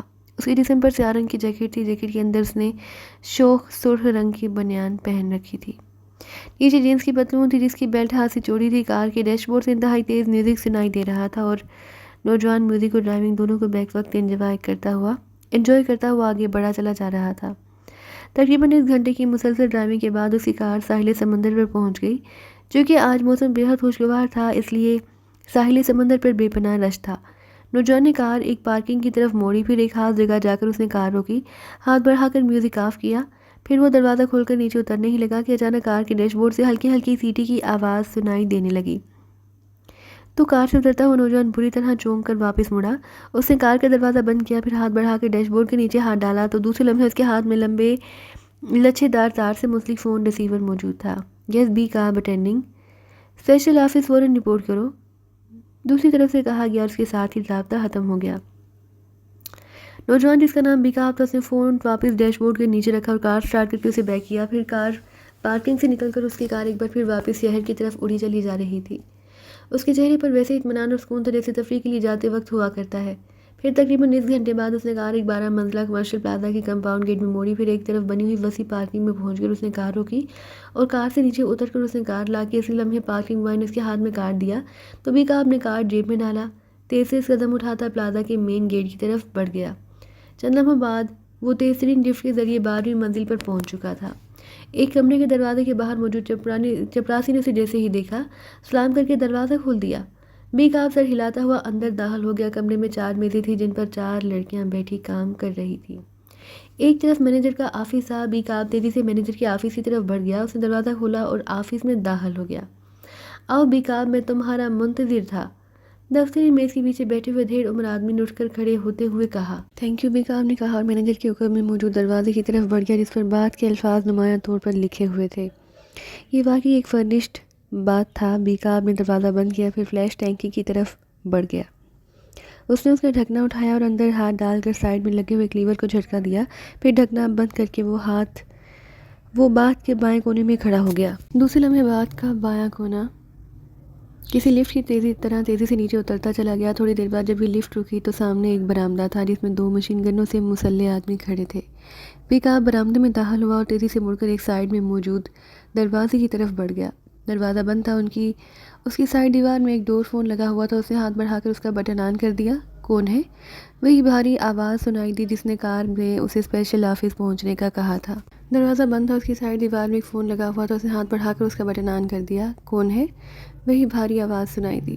TSA 0001 بیکاب نے جواب دیتے ہوئے کہا تو دروازہ خود بہت کھل گیا اور بیکاب اندر داخل ہوا. دروازہ خود بہت اس کے حکم میں بند ہو گیا. یہ ایک خاصا بڑا کمرہ تھا جس کے ایک کونے میں ایک بڑی سی میز کے پیچھے چوڑے چہرے والا آدمی بیٹھا تھا. بیٹھو بیکاب، اس آدمی نے بغور بیکاب کو دیکھتے ہوئے کہا اور بیکاب خاموشی سے میز کی دوسری طرف رکھی ہوئی کرسی پر بیٹھ گیا. اس نے آنکھوں سے گاگل اتاری اور اسے اپنے سامنے میز پر رکھ دیا. اس کی آنکھوں میں ذہانت کی چمک اور جوانی کی شوخی موجود تھی. تم کافی عرصے سے شکایت کر رہے تھے کہ تمہیں کوئی مشن نہیں دیا جا رہا، ادھیڑ عمر آدمی نے مسکراتے ہوئے کہا. گڈ نیوز باس، کیسا مشن ہے؟ بیکاب نے مسکراتے ہوئے کہا. انتہائی شاندار. اگر تم اس میں کامیاب رہے تو شاید تمہیں سپر ایجنٹ سے ترقی دے کر مین ہیڈ کوارٹر سے اٹیچ کر دیا جائے. بوس نے مسکراتے ہوئے کہا تو نوجوان کے چہرے پر مسرت کا آبشار سا بہنے لگا. آپ نے ہمہ لفظ اگر استعمال کر دیا باس. بیکاب کی زندگی میں کوئی اگر مگر نہیں ہوتا. بیکاب نے مسکراتے ہوئے کہا تو باس نے مسکراتے ہوئے دراز کھولی اور ایک فوٹو نکال کر اس کی طرف بڑھا دیا. دیکھو اور مجھے بتاؤ کہ اس آدمی کے بارے میں تم کچھ جانتے ہو؟ بوس نے کہا تو بیکاب نے اشتیاق بھرے انداز میں فوٹو لیا اور اسے غور سے دیکھنے لگا. یہ تو کوئی مسخرہ لگتا ہے باس، میں تو اسے نہیں جانتا. بیکاب نے انکار میں سر ہلاتے ہوئے کہا تو باس بے اختیار مسکرا دیا. ہاں، یہ واقعی بظاہر ایک مسخرہ سا آدمی اور ہے بھی ایشیائی. اس کا تعلق ایشیا کے ملک پاکستان سے ہے. اس کا نام علی عمران ہے. ویسے یہ اپنے آپ کو پرنس آف ڈھمپ بی کہلواتا ہے. اس کا تعلق پاکستان سیکرٹ سروس سے ہے. باس نے جواب دیا. لیکن باس، میرے مشن کے ساتھ اس کا کیا تعلق ہے؟ کیا اسے ہلاک کرنا ہے؟ بیکاب نے منہ بناتے ہوئے کہا. اگر واقعی یہی مشن ہو تو بس کیا مذاق کرنے کے لیے میں ہی رہ گیا ہوں؟ ایک ایشیائی مسخرے کو ہلاک کرنا کیا مجھ جیسے سپر ایجنٹ کا ہی مشن رہ گیا ہے؟ یہ کام تو کوئی عام سا پیشہ ور قاتل بھی کر سکتا ہے. بیکاب نے غصیلے لہجے میں کہا تو باس پہ احتیاط طنزیہ انداز میں ہنس پڑا. اونٹ جب تک پہاڑ کے نیچے نہ پہنچے وہ اپنے آپ کو دنیا میں سب سے بلند سمجھتا ہے. اس آدمی کو دیکھ کر تم منہ بنا رہے ہو. اس کو ہلاک کرنے کی خواہش دنیا کے تمام سپر پاور تو کیا بلکہ سپریم ایجنٹوں کے دلوں میں موجود ہے. لیکن ان سب کو معلوم ہے کہ جس کسی نے بھی اس مشن کو ہاتھ میں لیا اس کی قبر اسی لمحے خود بخود کھدنا شروع ہو جاتی ہے. آج تک بلا مبالغہ سینکڑوں نہیں بلکہ ہزاروں top agent, black agent, super agent اور سپریم ایجنٹ اس علی عمران کے ہاتھوں قبر میں دفن ہو چکے ہیں. ہزاروں نہیں تو سینکڑوں بین الاقوامی تنظیمیں بھی اس آدمی کے ہاتھوں تباہی کا شکار ہو چکی ہیں. اور تم کہہ رہے ہو کہ کوئی بھی پیشہ ور قاتل اسے ہلاک کر سکتا ہے؟ وہ اسے کہا تو بیکاب کی آنکھیں حیرت سے پھیلتی چلی گئیں. اور تم کہہ رہے ہو کہ کوئی بھی پیشہ ور قاتل اسے ہلاک کر سکتا ہے؟ وہ اس نے کہا تو بیکاب کی آنکھیں حیرت سے پھیلتی چلی گئیں. اس کے چہرے پر ایسے تاثرات ابھر آئے جیسے اسے باس کی بات پر یقین نہ آ رہا ہو. آپ واقعی مذاق کر رہے ہیں؟ یہ کیسے ممکن ہے؟ بیکاب نے کہا. تم بلیک تھنڈر کی سپر ایجنٹ ہو اور تمہارا تعلق ٹاور سیکشن سے ہے. میں درست کہہ رہا ہوں نا؟ باس نے کہا. ظاہر ہے باس، لیکن آپ آخر کیوں اتنا سسپینس پھیلا رہے ہیں؟ بیکاب نے اس بار منہ بناتے ہوئے کہا. ٹاور سیکشن سے پہلے بلیک تھنڈر کی دوسرے مختلف سیکشن کے 8 سپر ایجنٹ اور ایک گولڈن ایجنٹ اسے ٹکرا چکے ہیں. نتیجہ جانتے ہو کیا ہوا؟ ان میں سے ایک بھی اس کے مقابل کامیاب نہ ہو سکا بلکہ بلیک تھنڈر کا سپریم ایجنٹ ٹرومین اسے ٹکرایا اور ناکام ہو کر الٹا اس کا ساتھی بن گیا. اس کے بعد سپر ایجنٹ سوبر، کاربن، ٹامور، کلنٹن، جوپیٹر، برکلے، بیروفین اور گولڈن ایجنٹ بوبی مختلف مشنز کے سلسلے میں اس سے ٹکرا چکے ہیں. لیکن ان میں سے کوئی بھی اس کے خلاف کامیاب نہیں ہو سکا. باس نے کہا. کمال ہے باس، اگر آپ مذاق نہیں کر رہے تو پھر میں یہ مشن لینے کے لیے تیار ہوں. پھر یہ واقعی مشن میرا ہے اور آپ دیکھیں گے کہ جو کام کوئی بھی نہیں کر سکا وہ بیکاب کیسے آسانی سے کر لیتا ہے. بیکاب نے کہا. اسی لیے میں نے تمہیں کال کیا ہے کیونکہ مجھے تمہارے کام کرنے کا انداز بھی معلوم ہے اور میں تمہاری صلاحیتوں سے واقف ہوں. لیکن مسئلہ یہ ہے کہ مین ہیڈ کوارٹر نے اسے سیف لسٹ میں رکھا ہوا ہے، اس لیے اس کو ہلاک کرنا مین ہیڈ کوارٹر سے غداری ہے. بوس نے کہا تو اس بار بیکاب کرسی سے اچھل پڑا. سیف لسٹ میں اور اس کا نام یہ کیسے ممکن ہے؟ یہ تو تنظیم کا دشمن نمبر 1 ہے. بیکاب نے کہا تو باس مسکرا دیا.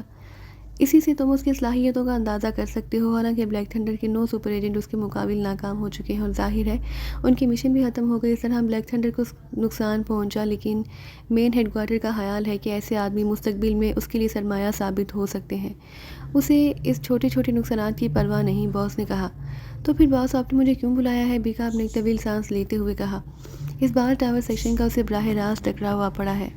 ہوا یہ ہے کہ ٹاور سیکشن نے ایک اہم فارمولہ اڑایا، اس کے پیچھے یہ عمران بھی لگا ہوا تھا۔ چنانچہ اس نے ٹریس کر لیا کہ یہ کام ٹاور سیکشن نے کیا ہے۔ ٹاور سیکشن کو تلاش کرتے ہوئے وہ فلیڈنگ آ پہنچا۔ وہاں کے انچارج جیگر کو اس نے ہلاک کر دیا۔ اس سے پوچھ گچھ کر کے یہ کاراسٹی کے انچارج گیمل کے سر پر جا پہنچا اور گیمل کو بھی اس نے ہلاک کر دیا۔ اس کے ساتھ اس نے ایک اور گیم کھولی تو اسے معلوم ہو گیا کہ ٹاور سیکشن کا چیئرمین لارڈ مارٹن ہے۔ یہ شخص ہر مرد اور عورت کی آواز کی نقل کرنے میں ماہر ہے۔ اس نے لارڈ مارٹن کی آواز میں اسپرنگ فیلڈ کے انچارج گاسکن سے بات چیت کی۔ گاسکن نے اسے لارڈ مارٹن سمجھتے ہوئے بتا دیا کہ فارمولہ لارڈ مارٹن کے پاس پہنچا۔ لارڈ مارٹن نے اسے کسی لیبارٹری میں پہنچایا۔ خوش قسمتی سے یہ بات سیکشن ہیڈ کوارٹر نے اپنی جدید ترین آلات سے ٹریس کر لی۔ سیکشن ہیڈ کوارٹر نے لارڈ مارٹن سے بات کی تو لارڈ مارٹن بے حد پریشان ہوئے، کیونکہ وہ بھی اس کے بارے میں اچھی طرح جانتے ہیں۔ انہیں معلوم ہے کہ یہ آدمی کسی عفریت کی طرح اب ان کے پیچھے لگ جائے گا، وہ چاہے پاتال میں بھی کیوں نہ چھپ جائے، اس نے بہرحال انہیں ٹریس کر لینا ہے۔ چنانچہ انہوں نے براہ راست مین ہیڈ کوارٹر سے بات کی۔ لارڈ مارٹن اسے ہلاک کرنے کی اجازت حاصل کرنا چاہتے تھے۔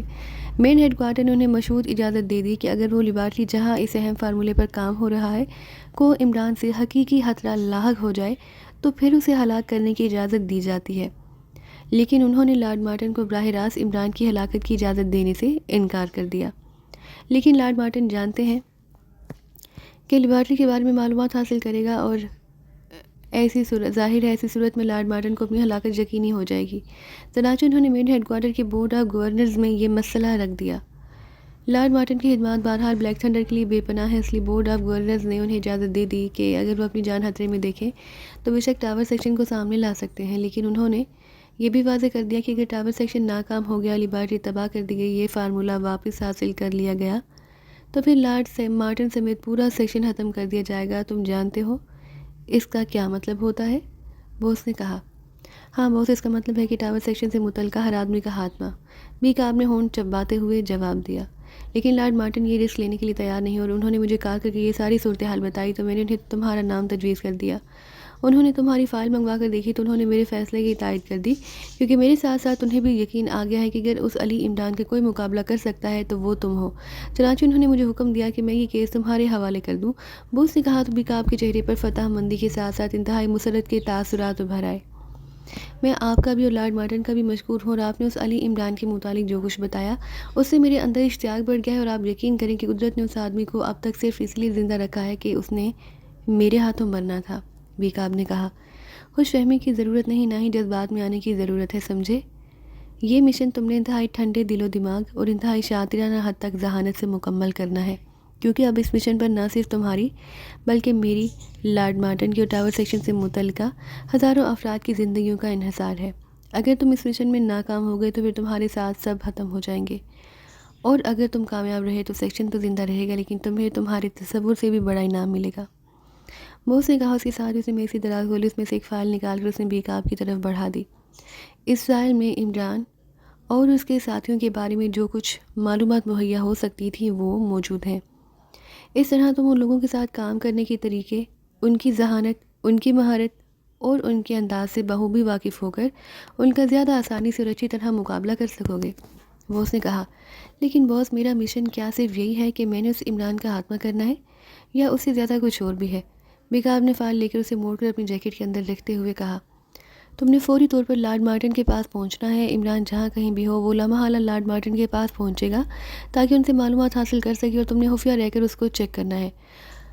اس کے بعد اس کے ساتھیوں کا خاتمہ کرنا ہے، اور یہ بھی سن لو کہ اگر فوری طور پر تم اس میں کامیاب نہ ہو سکو تو دل چھوٹا کرنے کی ضرورت نہیں۔ عمران سے مقابلے کی فیلڈ وسیع ہو جائے گی۔ میں تمہیں بتا دیتا ہوں کہ جس لیبارٹری میں وہ فارمولہ موجود ہے، عمران نے بہرحال اس لیبارٹری تک ہر حالت میں پہنچنا ہے، اور تمہارا اصل کام عمران کو اس لیبارٹری تک پہنچنے یا اسے تباہ کر کے وہاں سے فارمولہ حاصل کرنے نہیں دینا۔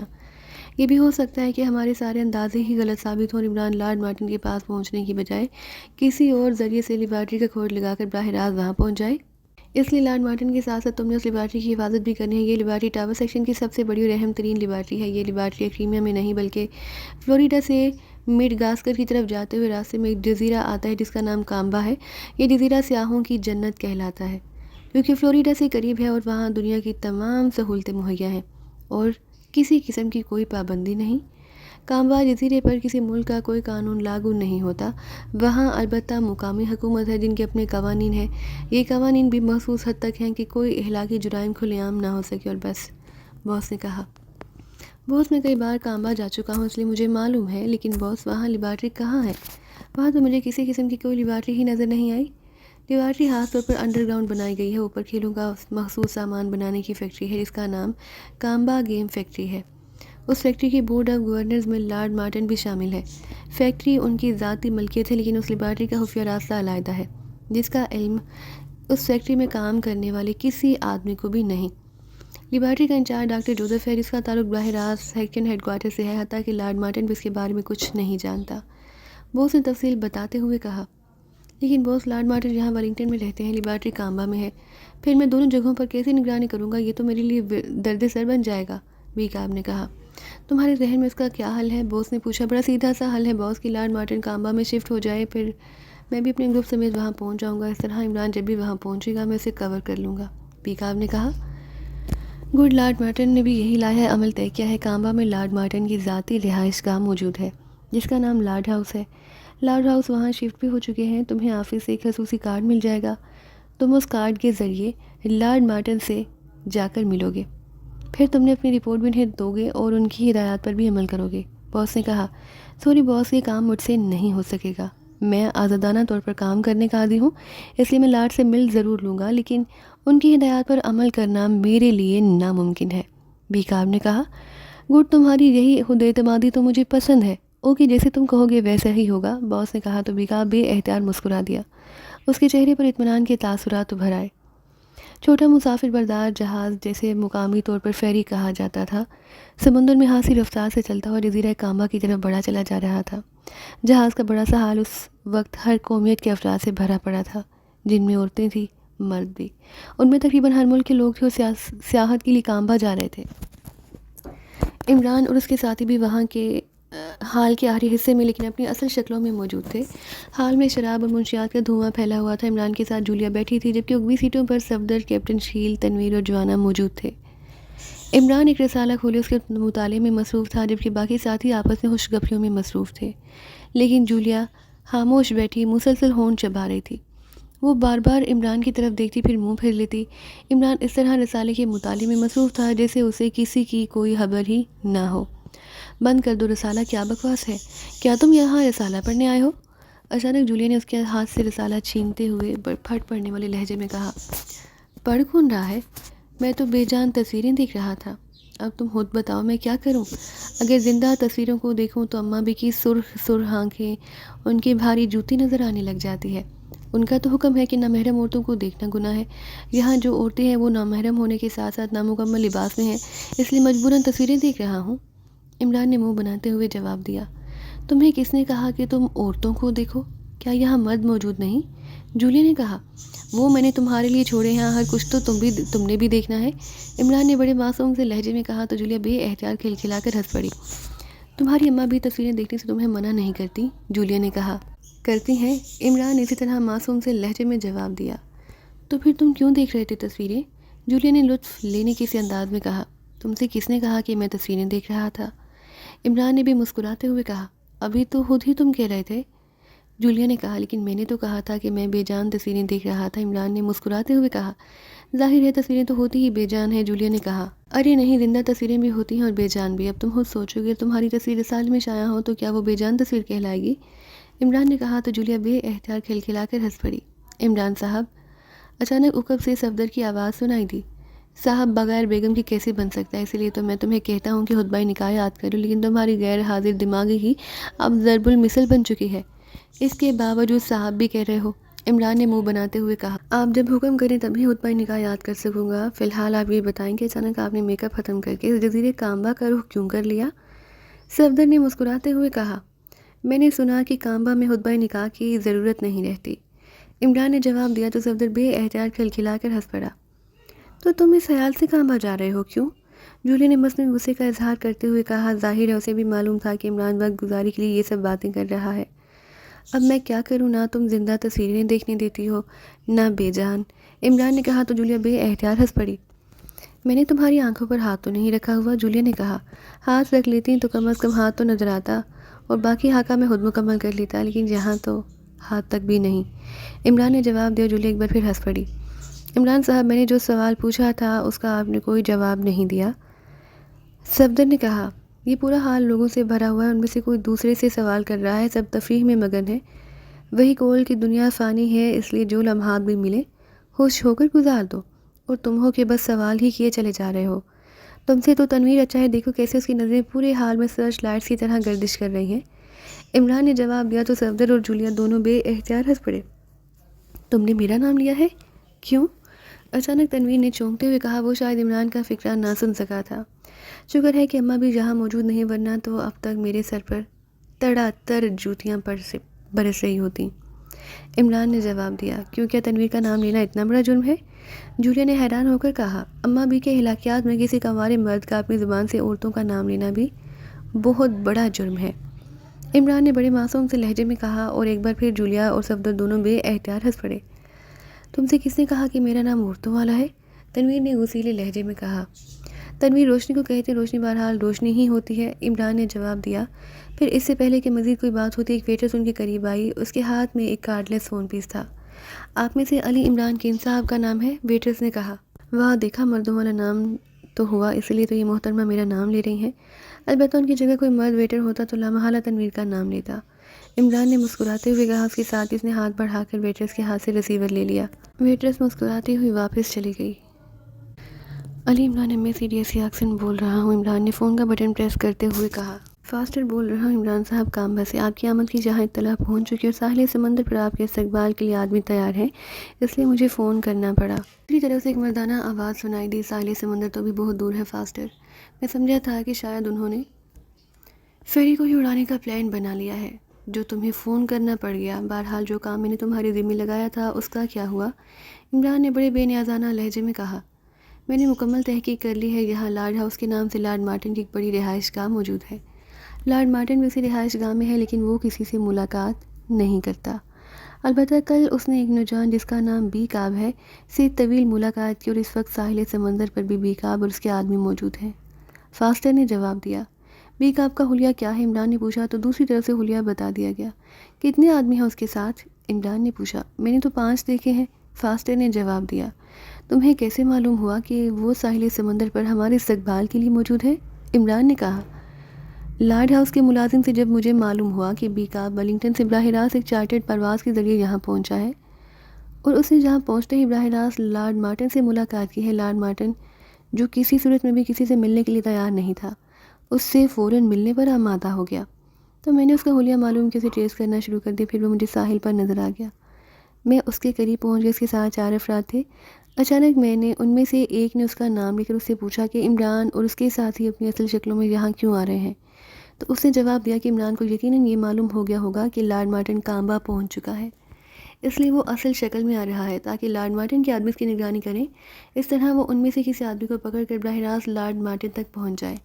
یہ بات سننے کے بعد میں سمجھ گیا کہ یہ لوگ آپ کے انتظار میں یہاں موجود ہیں، کیونکہ آپ جو فیری فلوریڈا سے یہاں پہنچنے والی ہے اس کی ٹکٹیں آپ نے خریدی ہوئی تھیں، فاسٹر نے جواب دیا۔ یہ بی کاب اور اس کے ساتھی کہاں رہائش پذیر ہیں؟ عمران نے پوچھا۔ یہ تو ابھی معلوم نہیں ہو سکا۔ تم خود کہاں رہائش پذیر ہو؟ ہوٹل برگینزا میں، کمرہ نمبر 8، دوسری منزل۔ اوکے، پھر ملاقات ہوگی، گڈ بائے، عمران نے کہا بٹن آف کر کے۔ اس نے فون پیس اپنی جھولی میں رکھ لیا۔ اس کے ساتھ ہی کلائی پر بندھی ہوئی گھڑی میں وقت دیکھا، ابھی کامبا پہنچنے میں نصف گھنٹہ رہتا ہے۔ ماسک، میک اپ سب کے پاس موجود ہیں، باری باری یہاں سے اٹھو، گھومو پھرو اور موقع دیکھتے ہی ماسک میک اپ کر کے سیٹیں بدل لو۔ وہاں ساحل پر کچھ لوگ اسلحہ لیے ہمارے انتظار میں موجود ہیں، ہم نے ان سے بچ کر نکلنا ہے، اس لیے تم سب نے علیحدہ علیحدہ ہوٹلوں میں کمرے لینے ہیں۔ میرے ساتھ البتہ صرف جوانا رہے گا، وہاں مارکیٹ سے ہر قسم کا اسلحہ بھی مل جاتا ہے اور ٹرانسمیٹر وغیرہ بھی۔ سب نے 20-6 ٹرانسمیٹر خرید لینے ہیں، ساتھ اپنی ذاتی فریکوینسیاں اس پر ایڈجسٹ کر لینی ہیں۔ میں تم سے خود ہی رابطہ کر لوں گا، تم یہ ساری تفصیل پیچھے پہنچا دو، عمران نے جولیا سے مخاطب ہو کر کہا، اس انداز میں کہا جیسے مذاق میں باتیں کر رہا ہو۔ تو جولیا نے سر موڑا، پھر صفدر تک یہ ساری بات پہنچائی۔ اس کے ساتھ ہی وہ کرسی سے اٹھی اور اطمینان سے چلتے ہوئے ایک راہداری میں جا کر غائب ہو گئی۔ تھوڑی دیر بعد باقی ساتھی بھی اس طرح ایک ایک کر کے چلے گئے۔ جب یہ جوانا اٹھ کر عمران کے ساتھ آ کر بیٹھ گیا، اسی لمحے ویٹرس واپس آئی تو عمران نے اسے فون پیس بھی دے دیا اور جیب سے ایک چھوٹی مالیت کا نوٹ بھی نکال کر اس کے ہاتھ پر رکھ دیا. یہ تمہاری ٹپ. عمران نے مسکراتے ہوئے کہا تو ویٹریس نے مسکراتے اس کا شکریہ ادا کیا اور فون پیس اٹھائے واپس چلی گئی. بی کام نامی کسی آدمی کو جانتے ہو؟ عمران نے جوانا سے مخاطب ہو کر کہا. نہیں ماسٹر، اس نام کا تو کوئی آدمی مجھے یاد نہیں، جوانا نے کہا. میں تمہیں اس کا حلیہ بتا دیتا ہوں، تم بھی ماسک میک اپ کر لو، اس کے بعد تم نے مجھ سے علیحدہ رہ کر اس کی نگرانی کرنی ہے. صرف نگرانی؟ تمہارے پاس B6 ٹرانسمیٹر موجود ہے، میں خود تم سے رابطہ کر لوں گا، عمران نے کہا. صرف نگرانی کیوں ماسٹر؟ جوانا نے ہونٹ بھینچتے ہوئے کہا. ہم وہاں تفریح کرنے کے لیے نہیں جا رہے، سمجھے؟ ہمارے سامنے ایک مشن ہے. میں اس کے ذریعے لارڈ مارٹن تک پہنچنا چاہتا ہوں، عمران نے کہا تو جوانا نے اس بات میں سر ہلا دیا اور اٹھ کر آگے بڑھ گیا.